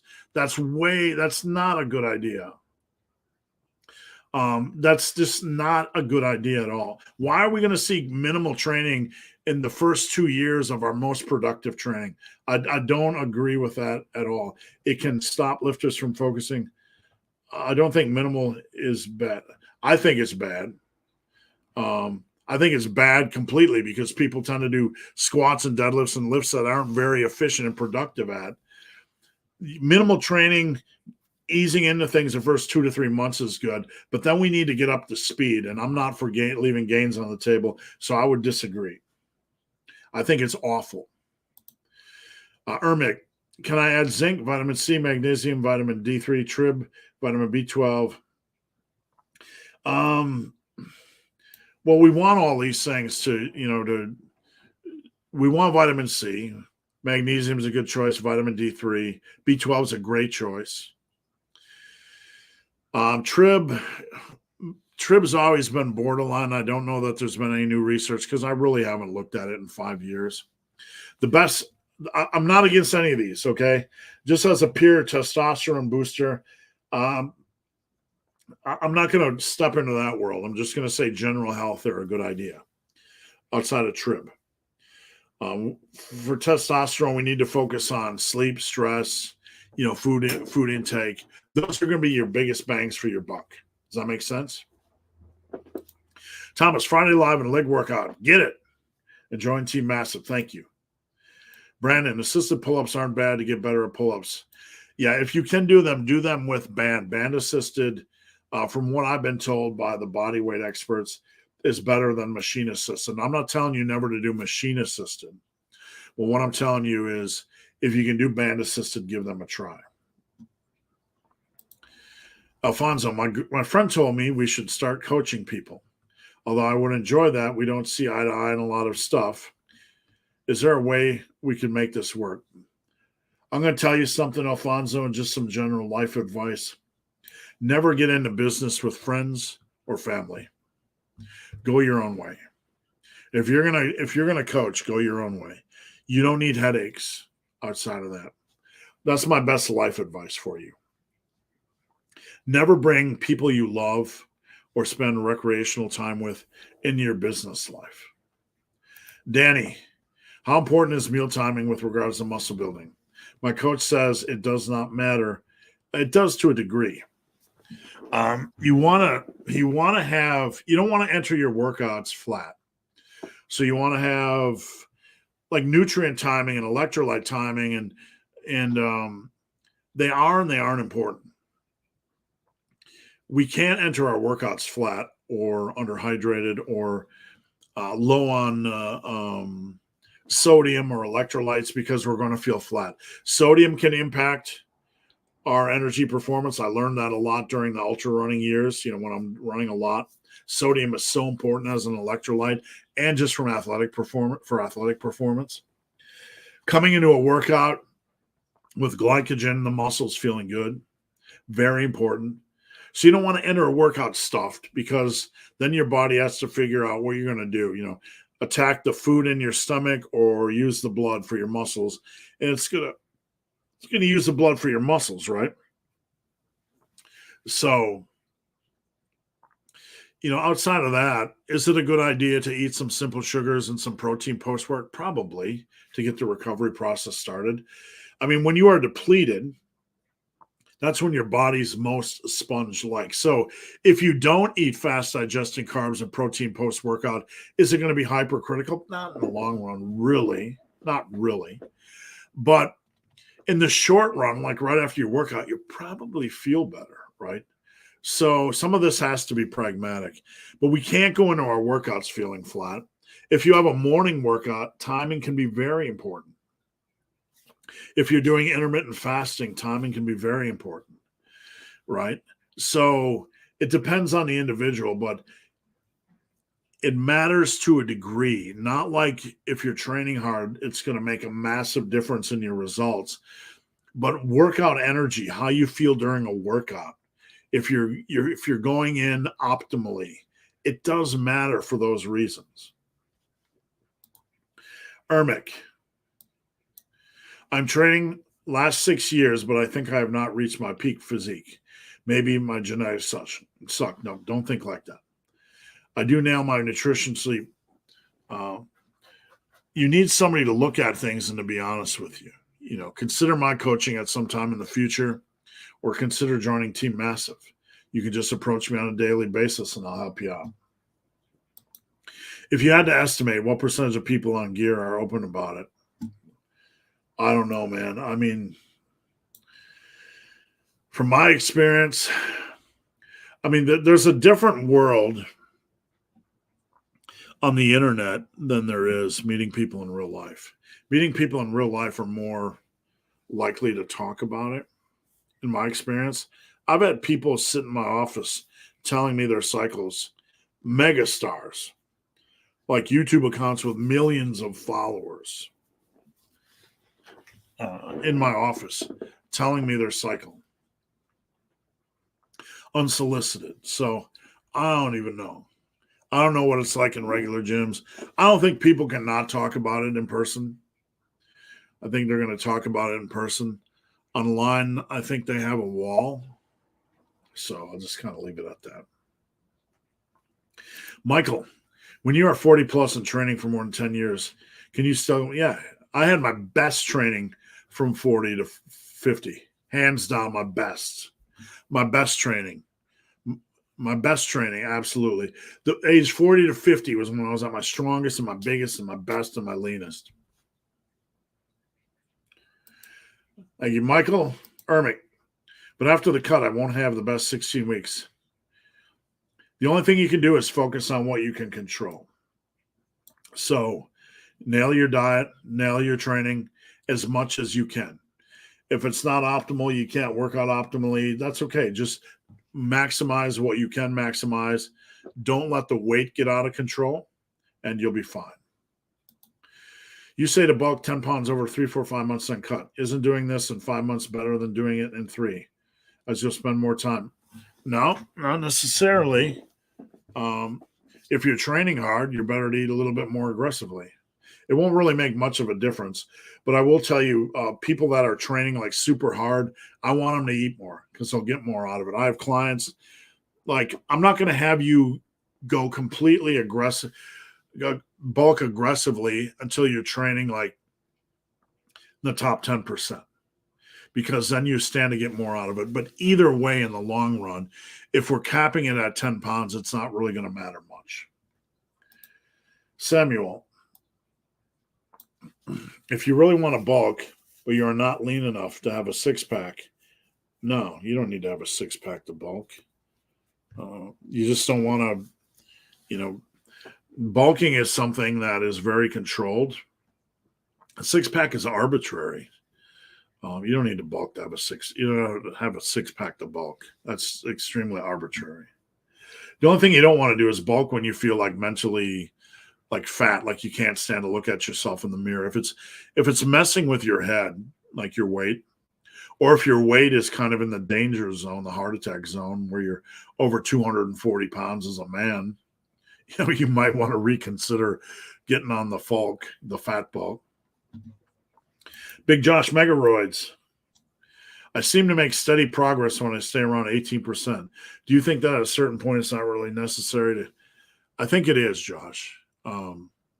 I think you're going to get the most benefit out of doing bulk and cut cycles. But if you have a lot of mass already, it can get a little bit tedious. But I think ultimately that's always going to be the best way forward. What are your thoughts on HIIT? Don't care for it.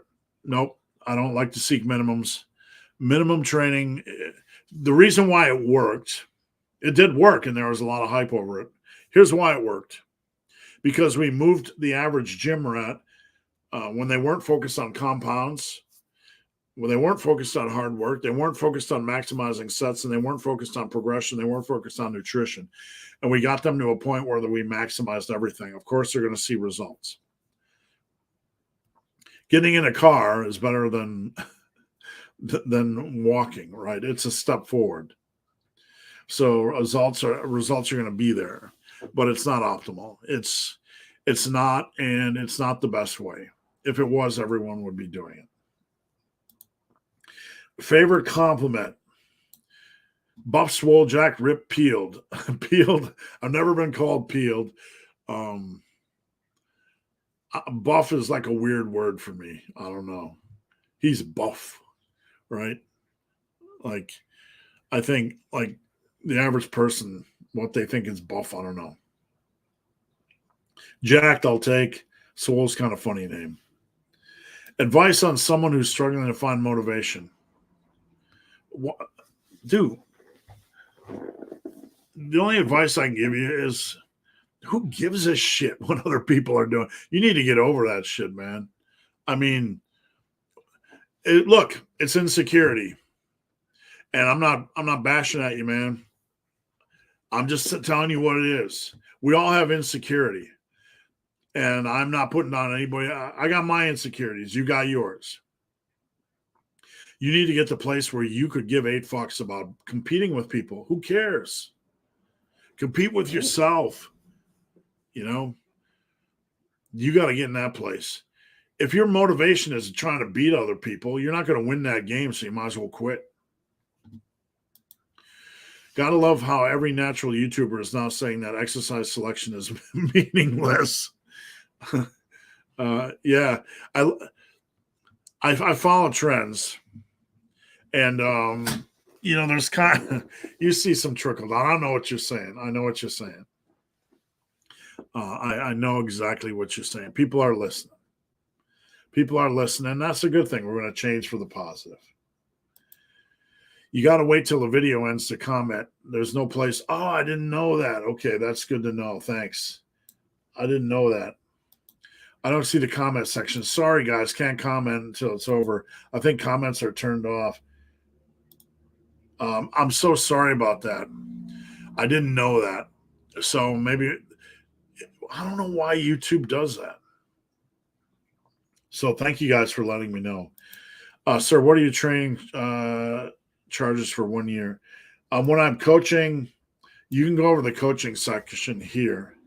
And the first month is $149, where we do our initial phone call, we get your workout set up. And then after that, it's $89 a month. What's the Insta? I only see one post from October. My Instagram is at Ben the Barman. At Ben the Barman. So you're probably looking at a wrong account for some reason. No problem. Where are we at? How to focus on hitting the upper back. Rows, rows, rows, rows, rows, rows, rows and rows, more rows. T-bar rows, barbell rows, dumbbell rows, seated cable rows, machine rows, chest supporter rows, seal rows, rows, rows, rows, and rows. What do you think about Jeff Nippard's? No. I back in the day, I'm so old I invented everything first. Drunk Russian program back in the mid-2000s where we did 5 days a week. It's all right. I have a 5-day-a-week program, and you can do it. But I don't like it. I don't think if you want to play around with it for fun, go ahead. But I don't know. On the scale of things, it's just not real. It's not realistic for most people. So I got a Drunk Russian. You can search my website for Drunk Russian if you want to see it. But I don't really like the idea. I've talked about training every day on this channel. I've talked about the Drunk Russian. You basically need to rotate exercises and intensity levels. So if you did bench, you could do heavy bench on Monday, 2 sets of 5. And then Tuesday, you could do push-ups or pec deck. Wednesday, you could do dumbbell for 2 sets of 10. So you got to kind of rotate types of exercises and intensities and all that kind of stuff. And you can do it. If you want to, I've done it. I don't think it's the best for everyone. And there's a lot of nuts and bolts you have to move around to get it to work. Let's just put it that way. What body fat should you stop bulking? Well, you want to stop bulking. Check out my book at superlivingtoday.com. We set 10 pounds as a bulking limit initially, and then we assess from there. If you're not worried about, if you feel okay, like you don't feel fat, then bulk another 5 pounds. You don't want to get to the point where you're approaching the heart attack zone, meaning, your weight is getting above 240. You probably want to stay 220 or under just for general health, unless you're super tall. For the deload, how should I do it for a specific part of the body? If you just want to deload one part of the body, you can take extra day or two of rest before that workout. Or you can drop one set, 30% in weight, and do it that way like an active deload. Alex, what do you think about high-frequency full bodies? Just touched on that. Sorry, that was just a second ago. Ronan said tree fitty. No option to comment. Thanks. I'm sorry, guys. I did not know that. Maybe that's why you don't get any comments during live. But I'll tell you, any of you guys want to comment after live, it's still open. You comment before Monday, I'll give you a chance to win a whey or a T-shirt. But I'll say if we can get 50 total comments, because I'm just doing this as an experiment. So if I can't get 50 comments, it's not even worth you guys trying, because I'm going to get no benefit from it. Rich, how's the adjustable dumbbell project going? Well, first, Rich, I got to make sure I can sell, the massive fitness equipment stuff, and then they're going to worry about other stuff. And Matthew said, I think we can only comment after the video is done. Thanks, Matthew. And sorry we're wasting your time, guys. Is it possible to have skinny leg after getting to a 315 squat? Well, not skinny. There are guys that have reasonably muscular legs but are massive, that pull 4 or 5, but I wouldn't say skinny. I would say lighter on the muscle spectrum. Dealing with very minor pulse tweaks in my left groin adductor. I get more issues when trying to push my limits. Yeah, it might be something you want to address with some focused training. But training at home, that can be a little bit, challenging. If you don't lose muscle on a cut, why not cut extremely? That's what I advocate. Number one, it doesn't matter if you lose muscle on a cut because you're going to get it back right away anyway, muscle memory. Number two, even if you do, it's a trivial amount. I'm not a fan of slow cutting. And that doesn't mean I want you to do a starvation mode. But what I want you to do is get a little bit more aggressive. A little bit more aggressive. Get the cut over with. I'm not telling you to starve or do anything radical. But a little lower calorie than you want. Most people go too slow on a cut, okay? You see them losing 4 or 5 pounds a month, and if they need to lose 20 pounds, it's going to be a long-ass cut. So speed it up a little bit. Don't do anything radical. But that's something I teach. Get aggressive as sustainable. Just get to work. Boom. Fat Chick in a Barn. What's going on? Check out her YouTube channel. She's a client of mine. She runs her own YouTube, and she trains in a barn. Does some amazingly crazy stuff, which I respect. Sue Rob says, is that pie? Oh. Big Boy Raj, do you train fighters? I have a lot of my clients that are involved with jiu-jitsu. A lot of them. I have some of that competes in jiu-jitsu, MMA, and what's the other one? I forgot. I boxers. Yeah, I have. You name it, man. I got people that do a little bit of everything. MMA is so popular right now. I think I got at least 10 guys doing MMA to varying degrees. Yeah, strength training will help fighters. I just did a podcast about this with Stand Strength, which I'm going to be releasing this weekend. And we get into that a lot. Nicholas, sorry if I misunderstood, but when you say maintenance is where lifters go to sue, I think you mean die. Is that with calories? If you're not gaining weight, you're not going to see. That's where muscle and strength gains go to die, right? That's where they slow a lot. I didn't know there was such a thing as a one rep max calculator. You got it. It really helps us wrap our brain around our progress. Troy, now on my first cut, Troy's a client of mine. He's a freak. How long do you think it'll take me to lose 10 to 12 pounds? Troy, I'd like to see you get that done in a month. Get it over with. Boom. Can you get it done? I'd like to see you get it done in 25 days. You're a super stud.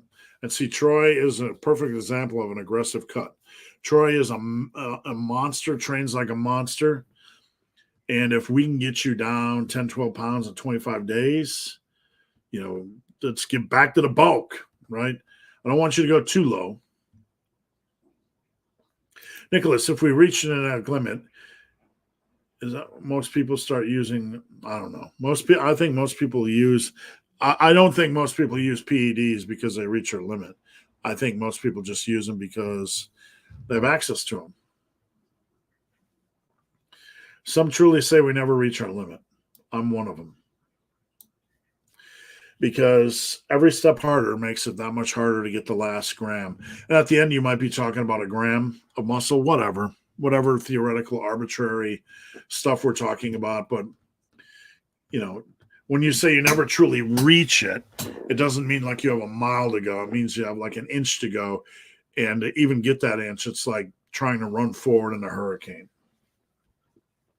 Joseph, wondering about your take on adding sprints. I hate explosive training for most people. Explosive jumping, explosive running. I just think it's too dangerous for the average person. So everyone's going to get mad at me for saying that. But I think for the average of us, explosive running, explosive sprinting is dangerous. Okay. I don't think there's really, if you're just looking to improve your conditioning, your fitness, I don't see any value in adding them. There's so many other ways to improve our conditioning. Even in running, we wouldn't run at sprint level. We'd run a gear below, something we could sustain for a couple minutes. Advice for when you're making progress on accessories but stalling on big lifts. I don't believe in extended stalls, meaning if you're stalling for an extended period of time, something usually is causing that. Inconsistent nutrition, inconsistent training, inconsistent nutrition. I would have to see it. I mean, JS, I'm not trying to be dismissive, but I would have to see numbers. You really have to see numbers in this case to make a good analysis. That's the honest truth. Big D, when you said start with 72 sets video, you said to do around 9 for delts. So no, you don't ever need to do front delts. No. That's excluding front and rear delts. Rear delts are going to get hard from back work, hit hard from back work. Front delts are going to get hard from just doing side work and pressing work. So no, all side delt work. Have you ever had your passion for lifting decreased? When I was in the midst of ultra running, I was super immersed in it. And I wanted to lift more, but it was harder to. Because sometimes you find things you're passionate about and you give a lot to them at that given time. So it's not that my passion for lifting decreased. I think it was my passion for something else increased and kind of pushed it down a little bit. Does that make sense? I will say I don't have perfect days. Like there are some days I really don't want to lift. I'm just human, right? All these influencers like that feel great all the time. They're full of shit. They crawl out of bed and wipe their ass like the rest of us. Some of these people are far more energetic than I am. I'm not going to lie. But I still get it done. You can't expect every day to be glory. You still got to grind. Done deal. On landmine press, is it okay to have a little bit of bounce in these? Yeah, it's okay to catch it with a little bit of bounce and a little bit of bounce up, as long as it's consistent and not exaggerated. I find that helps with the lower back a little bit. Joy, pull-ups are special because I do them. That's right. And anybody else that can't do them are meatheads, right? Best grip with barbell overhead press. I'm not sure if you can see this. But when it's right below the chin, you want elbows above wrists or a little bit inside wrists. So right about here, elbows above wrists or just a little bit inside wrists, okay? Does that make sense? Marciano, I plan on starting to lift again, and due to time constraints, plan on working one heavy compound exercise followed by one isolation. No. You can progress on them, but two exercises. Look, yes, you can make progress. It's not enough volume. But you got to do what you can do, Marciano. If that's all you have time for, do it. What I would suggest is dropping those exercises down to 2 sets so you can get in a little bit more variety. Like, you can only do what you can do. So I don't want to be discouraging, okay?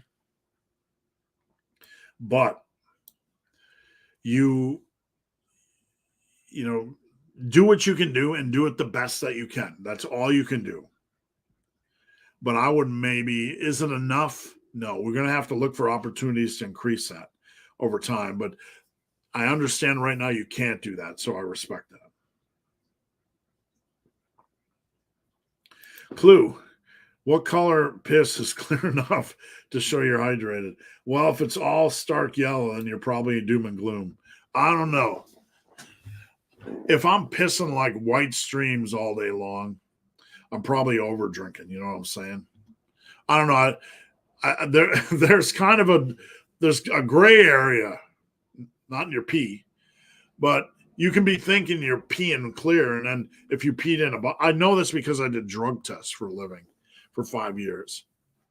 You can pee and you can think it's clear, and then when it still looks yellow, it still looks yellow, right? Big Dale Cook. Good exercise to build a deadlift without a sticking point slightly below the knee. The best thing I found is when I started working with rack poles or block poles 3 to 7 inches off the ground, alternating, I found they felt harder for me because I was very quad dominant and back dominant, and I found pulling from those positions was harder. So I don't know you well enough, Dale, to say this is a miracle cure, but I would consider rotating between floor deadlifts and pulling from 3 to 5 to 7 inches every other week, and see if that helps. Get your back strong, get your quad strong as well. Paladin, is it reasonable to have a 2-to-1 rotor? Oh, absolutely. Absolutely. I'm all for it. So it's definitely reasonable. Joy, do you have any strength standards for skull crushers? Not really. Minor things like that, no. Dumbbell RDLs, you should be able to get to the 80s and 90s eventually.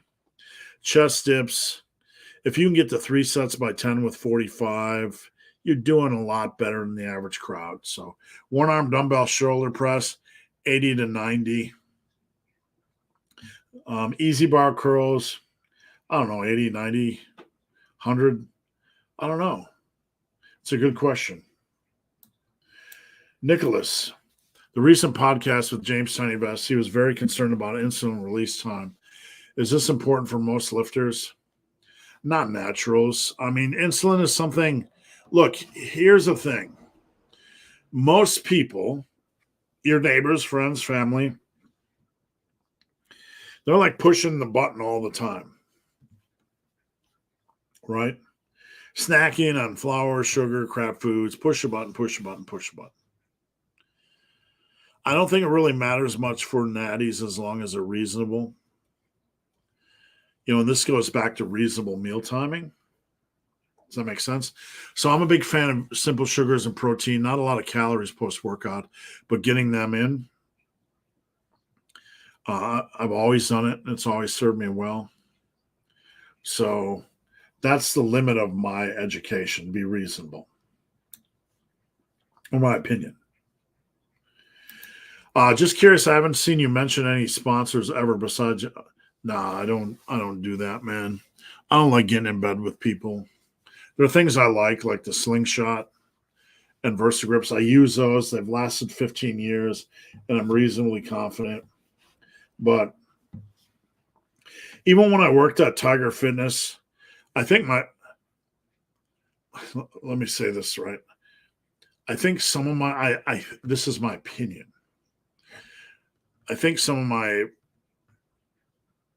higher ups wanted me to use things to push things. I don't do that. And I think it caused friction at time. I don't, man. All I have is my reputation. And we do a lot of stupid enough stuff on our own, right? Without needing to.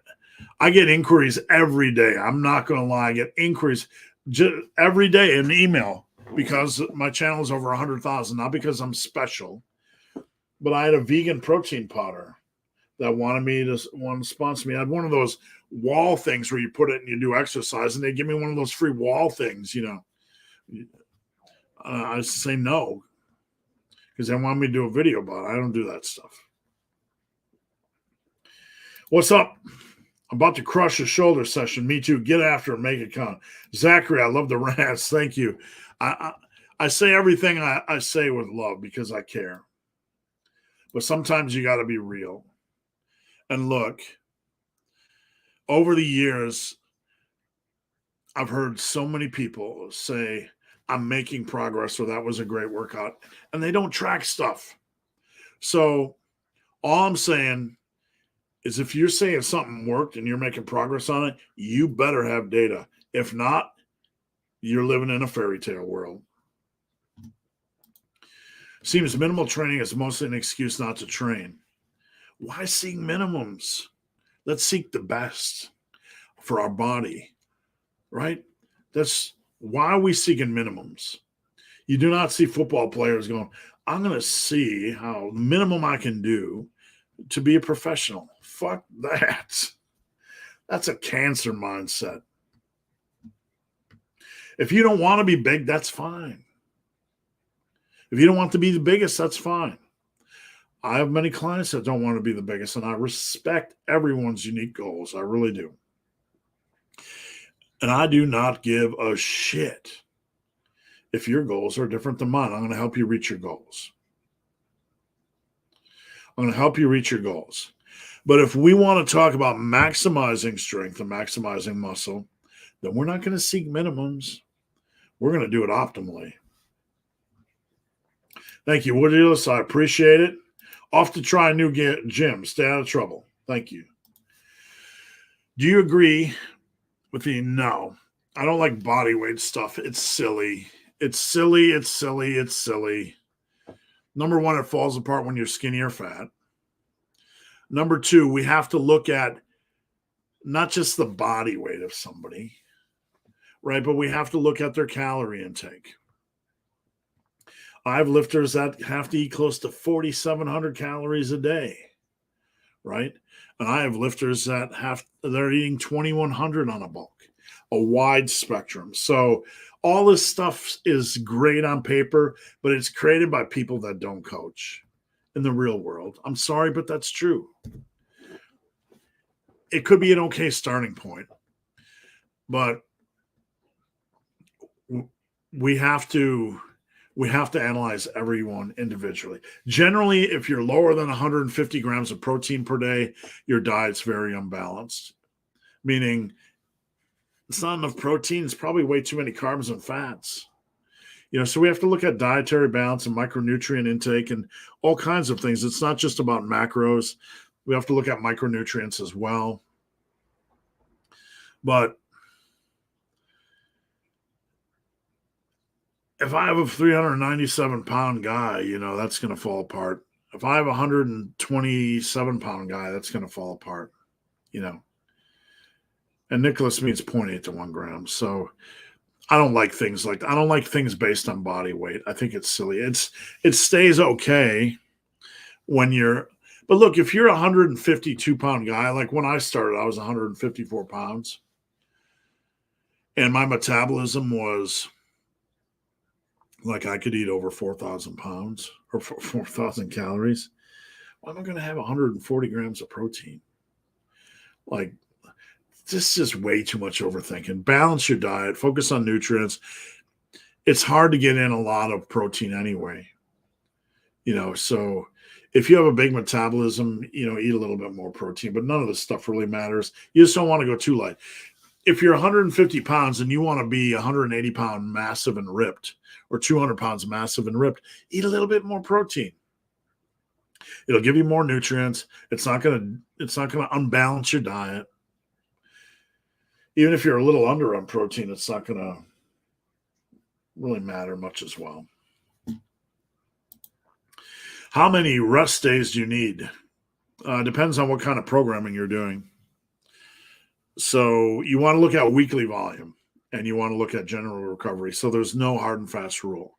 If you're training body part split, you probably need a full day, maybe 5, 6, 7 days of rest.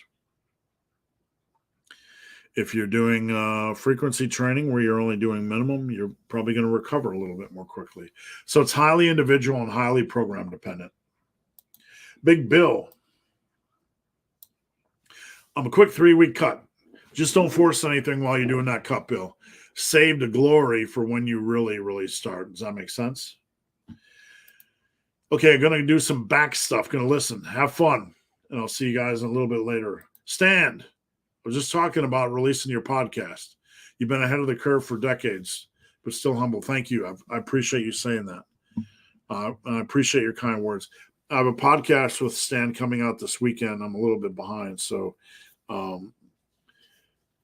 one thing I've always tried to do is just speak from experience, and not just that, but I've always tried to look at things from commonalities. Like what do all programs have in common? And it's not changing exercise selection, I'll tell you that much. Nicholas, thank you. Favorite alien movies ranked. All right. Thank you for the donation, Nicholas. I appreciate it. You didn't have to do that. You know, I think about this a lot of time. A lot of the time, like which Alien or space. So I'm just going to go with Alien, like Alien 1, Alien 2. I'm thinking about this all the time. Alien 1, Alien 2. I even like Alien 3. Alien 4 I can toss aside. I don't really even care for Prometheus much. It's okay, but it doesn't have that feel, right? So these are on the fence. I love Alien 2 because of the Marines, right? And the characters in that movie. It's such a strong follow-up to Alien 1. So I got to go with Alien 2, man. It's just express elevator to hell. It's just, man, the characters in that movie were just great. Ronan, thank you. I appreciate that. Danny, what's your favorite baseball team and why is it the Cubs? It's not the Cubs, Danny. I did like the Cubs growing up. I liked the Brewers and the Cubs because growing up, Harry Carey was on TV during the day. So I'd watch the Cubbies during the day on WGN. I watched the Brewers at night, and the Brewers were in the American League. The Cubbies were in the National League. So the Cubbies were my National League team, and I've been to Wrigley Field several times. But now not so much. Harry's not around, and I don't really care for the Cubs. Red Wild Bear, what progression would you recommend for me to get better at bench? My current is 10. Check out my bench progressions thing, a year of benching. I made a video a couple months, 2-3 weeks ago. I forget, time goes by so quickly. But check out a year of benching or something like that. Just scroll back. And it's got a whole year of ideas. Okay. Mitch, I do a rear back fly variation on the chest supported row. Okay. It helps isolate without forearm bicep burn. Let it rip, man. If you find a variation you like and it's the icing on the cake, let it rip. I know you're a movie and sports guy. Any interest in doing videos about movie reviews? Me and my wife talked about doing a movie review channel. We talked about doing just a lighter channel where we do movie reviews and reviews of food and fast food and just fun stuff. A little known secret, I've mentioned this before. When I got laid off from my job as a machinist around 2005, I started 2 websites. An independent film website, a website dedicated to independent film, and I started Muscle and Brawn. Well, Muscle and Brawn took off. It exploded, and that's why I'm here now. But if the independent movie review site had taken off, I would have been living in another universe, right? So, I don't know. If I ever have time, maybe. This is my life right now, though. I'm the 5'5" dude. So, man, your weight's okay. I'd like to see a measurement. You can still hit 16 and a half, right? I use kind of that 11-inch rule. So you might get some fat, you might gain some muscle, some sinew, some, girth on your wrists, but you're going to hit 16 and a half. You can still hit 16 and a half, 17. I think 16 and a half is the next step. But man, that's some tiny ass wrists. I thought I had small bones. How fast do you recommend cutting? You want it to be sustainable, but you don't want it to take decades, right? You know what I'm saying? So 8 at the lowest, man, because that's a long ride right there. I've done cuts when I was a Fatty McFatterson, and I could lose 12 to 21 pounds in a month and still be at like 1,800 calories, 1,900 calories. And I was doing fasting and it was okay. It was sustainable, right? You want to rip that off. You want to rip that Band-Aid off as quick as possible. If I were you, I would do intermittent fasting. Don't worry about the window stuff, 8-hour window. Have a meal, a big meal, and then an hour and a half of snack, and then boom, you're going to bed. Rip that Band-Aid off. And if you could get that done in 3 months, man, that would be glory. I'll soon be working 7 on, 7 off, 12-hour days. That's a long string, my friend. Any tips on structuring training around this? You want to survive in the weeks. Man, I'd have to know more. I want to help. If you can do 3 days during the long stretch, but have them like minimal, where you cut back to 2 sets per exercise, you're still kind of doing the same program, but you're cutting back to like 2 sets per exercise, maybe even 1 on the isolations to hold steady. And then during the big weeks, bring it up to full speed. Does that make sense? If there's any way you can do a 3-day split during the 7 hard, that would be great. But we need to pare that down to a bare minimum. Do you work at home? Work out at home? That would provide some break, as far as commercial gym chaos. Fat chick in a barn. I just talked about living to lose 14 pounds in a month. I didn't think it was a good idea. For women, it's going to be harder. Because women just don't carry around as much mass. Their metabolism is naturally slower than males. It's just because we're fatter. Bigger, more stuff, right, to sustain. So that's a hard road for women. I think 6 weeks you could do it, but you would need to fast. You would probably need to do 1,200 calories a week, and you need to, or a day, not a week, and get your steps at 7,500. My wife, when she's cutting for a photo shoot, does 1,250, and she's okay. So she eats a lot of food volume. She has things kind of figured out. It's mentally getting into that groove. Hughes Myron. Aggressive short-term fat loss can sometimes be easier for males. Indeed. And this is true. No excuses for cardio in the winter. I made a comment about this on Instagram where I used to do step-ups. Step-ups, step-ups, step-ups in the winter. I was in Wisconsin, so the Wisconsin winter sucked. I like to run, but you can't go run when it's like 50 below zero, right? Or snows that deep. So I would do a lot of step-ups. Troy, my 9-year-old boy heard you answering my question earlier. My cool rating has gone up. Troy, you are the king of cool. Like of all the people I've ever coached, people know who Troy is, right? Because you have the badass beard, you look like a Viking. Like Troy, your cool rating is through the roof. Stationary bike and movie. Now, we got a question. Have you heard of Drew Bay? Absolutely. I actually messaged Drew Bay a couple months ago. Drew Bay was early in. He was a writer back in the day. I remember some of his articles. And he had a blog. I'm so old I remember everyone. Let me see if I can find him anywhere.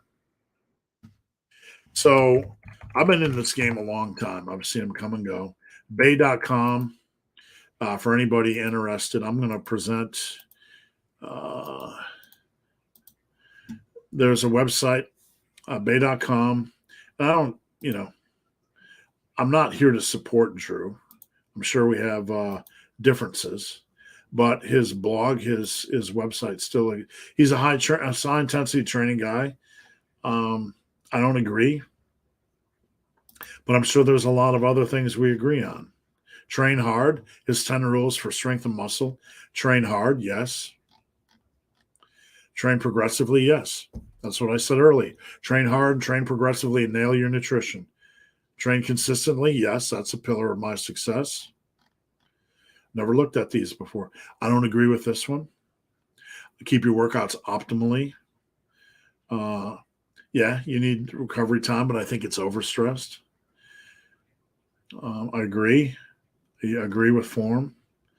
I agree with keeping accurate records of your workouts and measurements.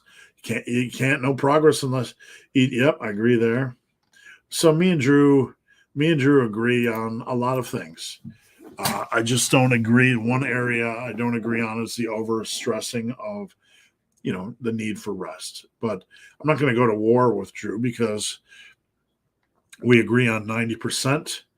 And if you want to train only 2 sets per whatever, you're still going to see good results as long as if you're training hard and you're doing more minimal training, but you're really training hard, you're probably going to get up to speed over 5 years anyway. I just don't personally think it's optimal, and I think we baby things a little, like too much focus on recovery. Like I train hard 4 days a week, and I got plenty of time to recover. My gym is undergoing renovation. Any suggestions on how to train? Man, I would find a new gym. I would sell everything you own on eBay, on Facebook Marketplace. I'd sell your mama's blood and get a barbell and some dumbbells. I'd do something. Calisthenics is not a good substitute. But man, I'd find a Planet Fitness, LA Fitness, something fitness.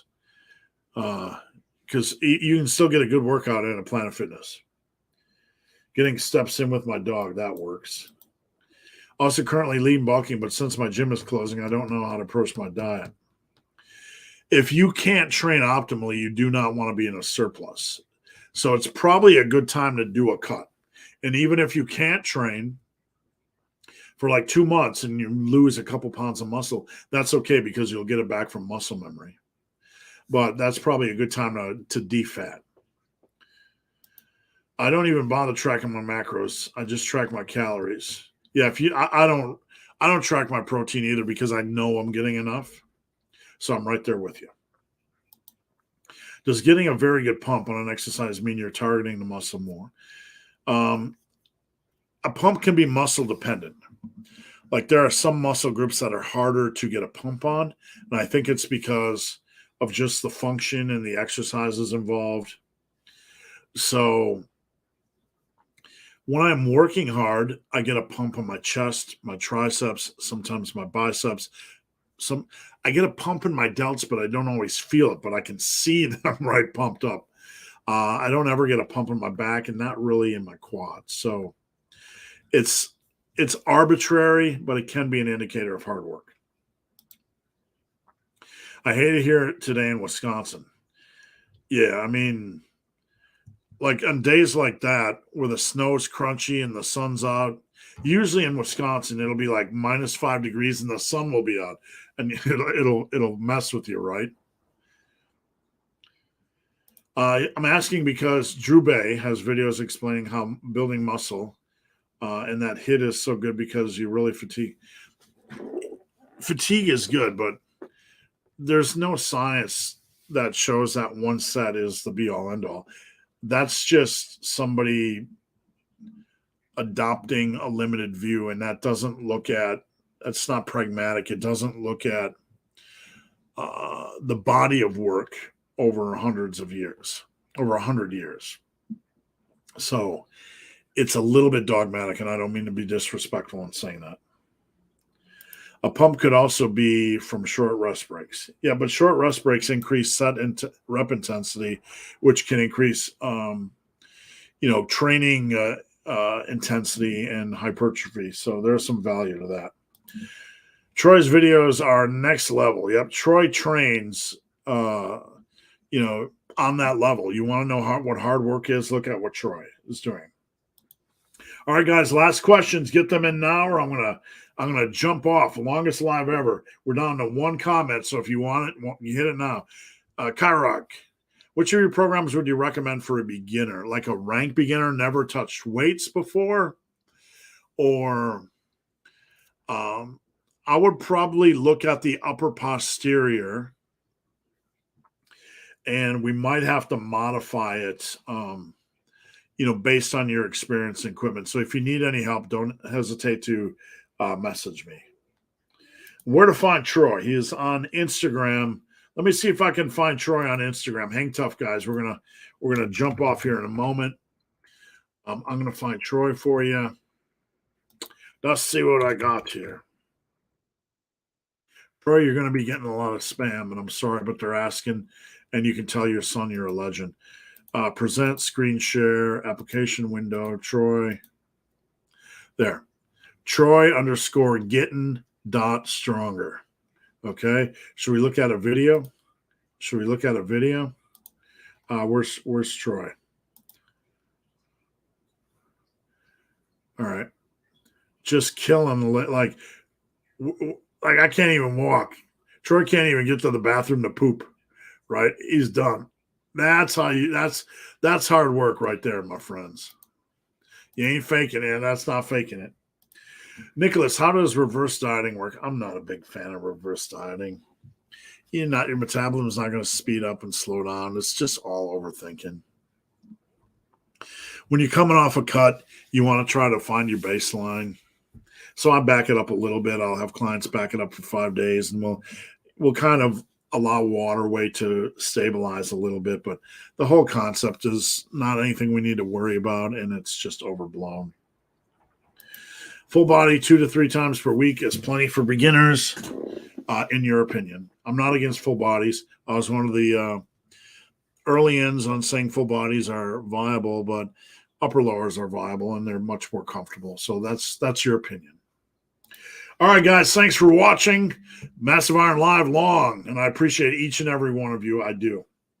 I have nothing but love and respect, and I want to do nothing but help you guys reach your goals. And answering your questions for a living is an honor. So I appreciate it, and I don't take it for granted.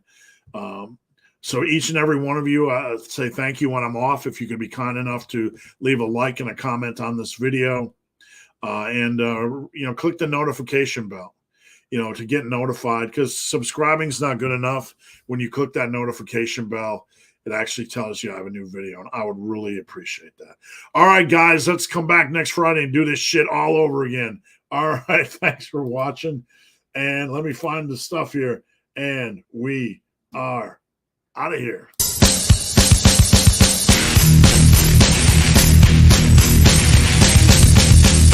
It's not almost over. It's not almost over. You're not almost there. You're not almost there. You're not almost there. I'm still here drinking stuff. I never go away. I'm always here. I'm always here. I don't ever go away. I'm going to stay here forever. I'm just going to stay here drinking energy drinks and answering questions for the rest of my life. All right. Love you guys. Out of here.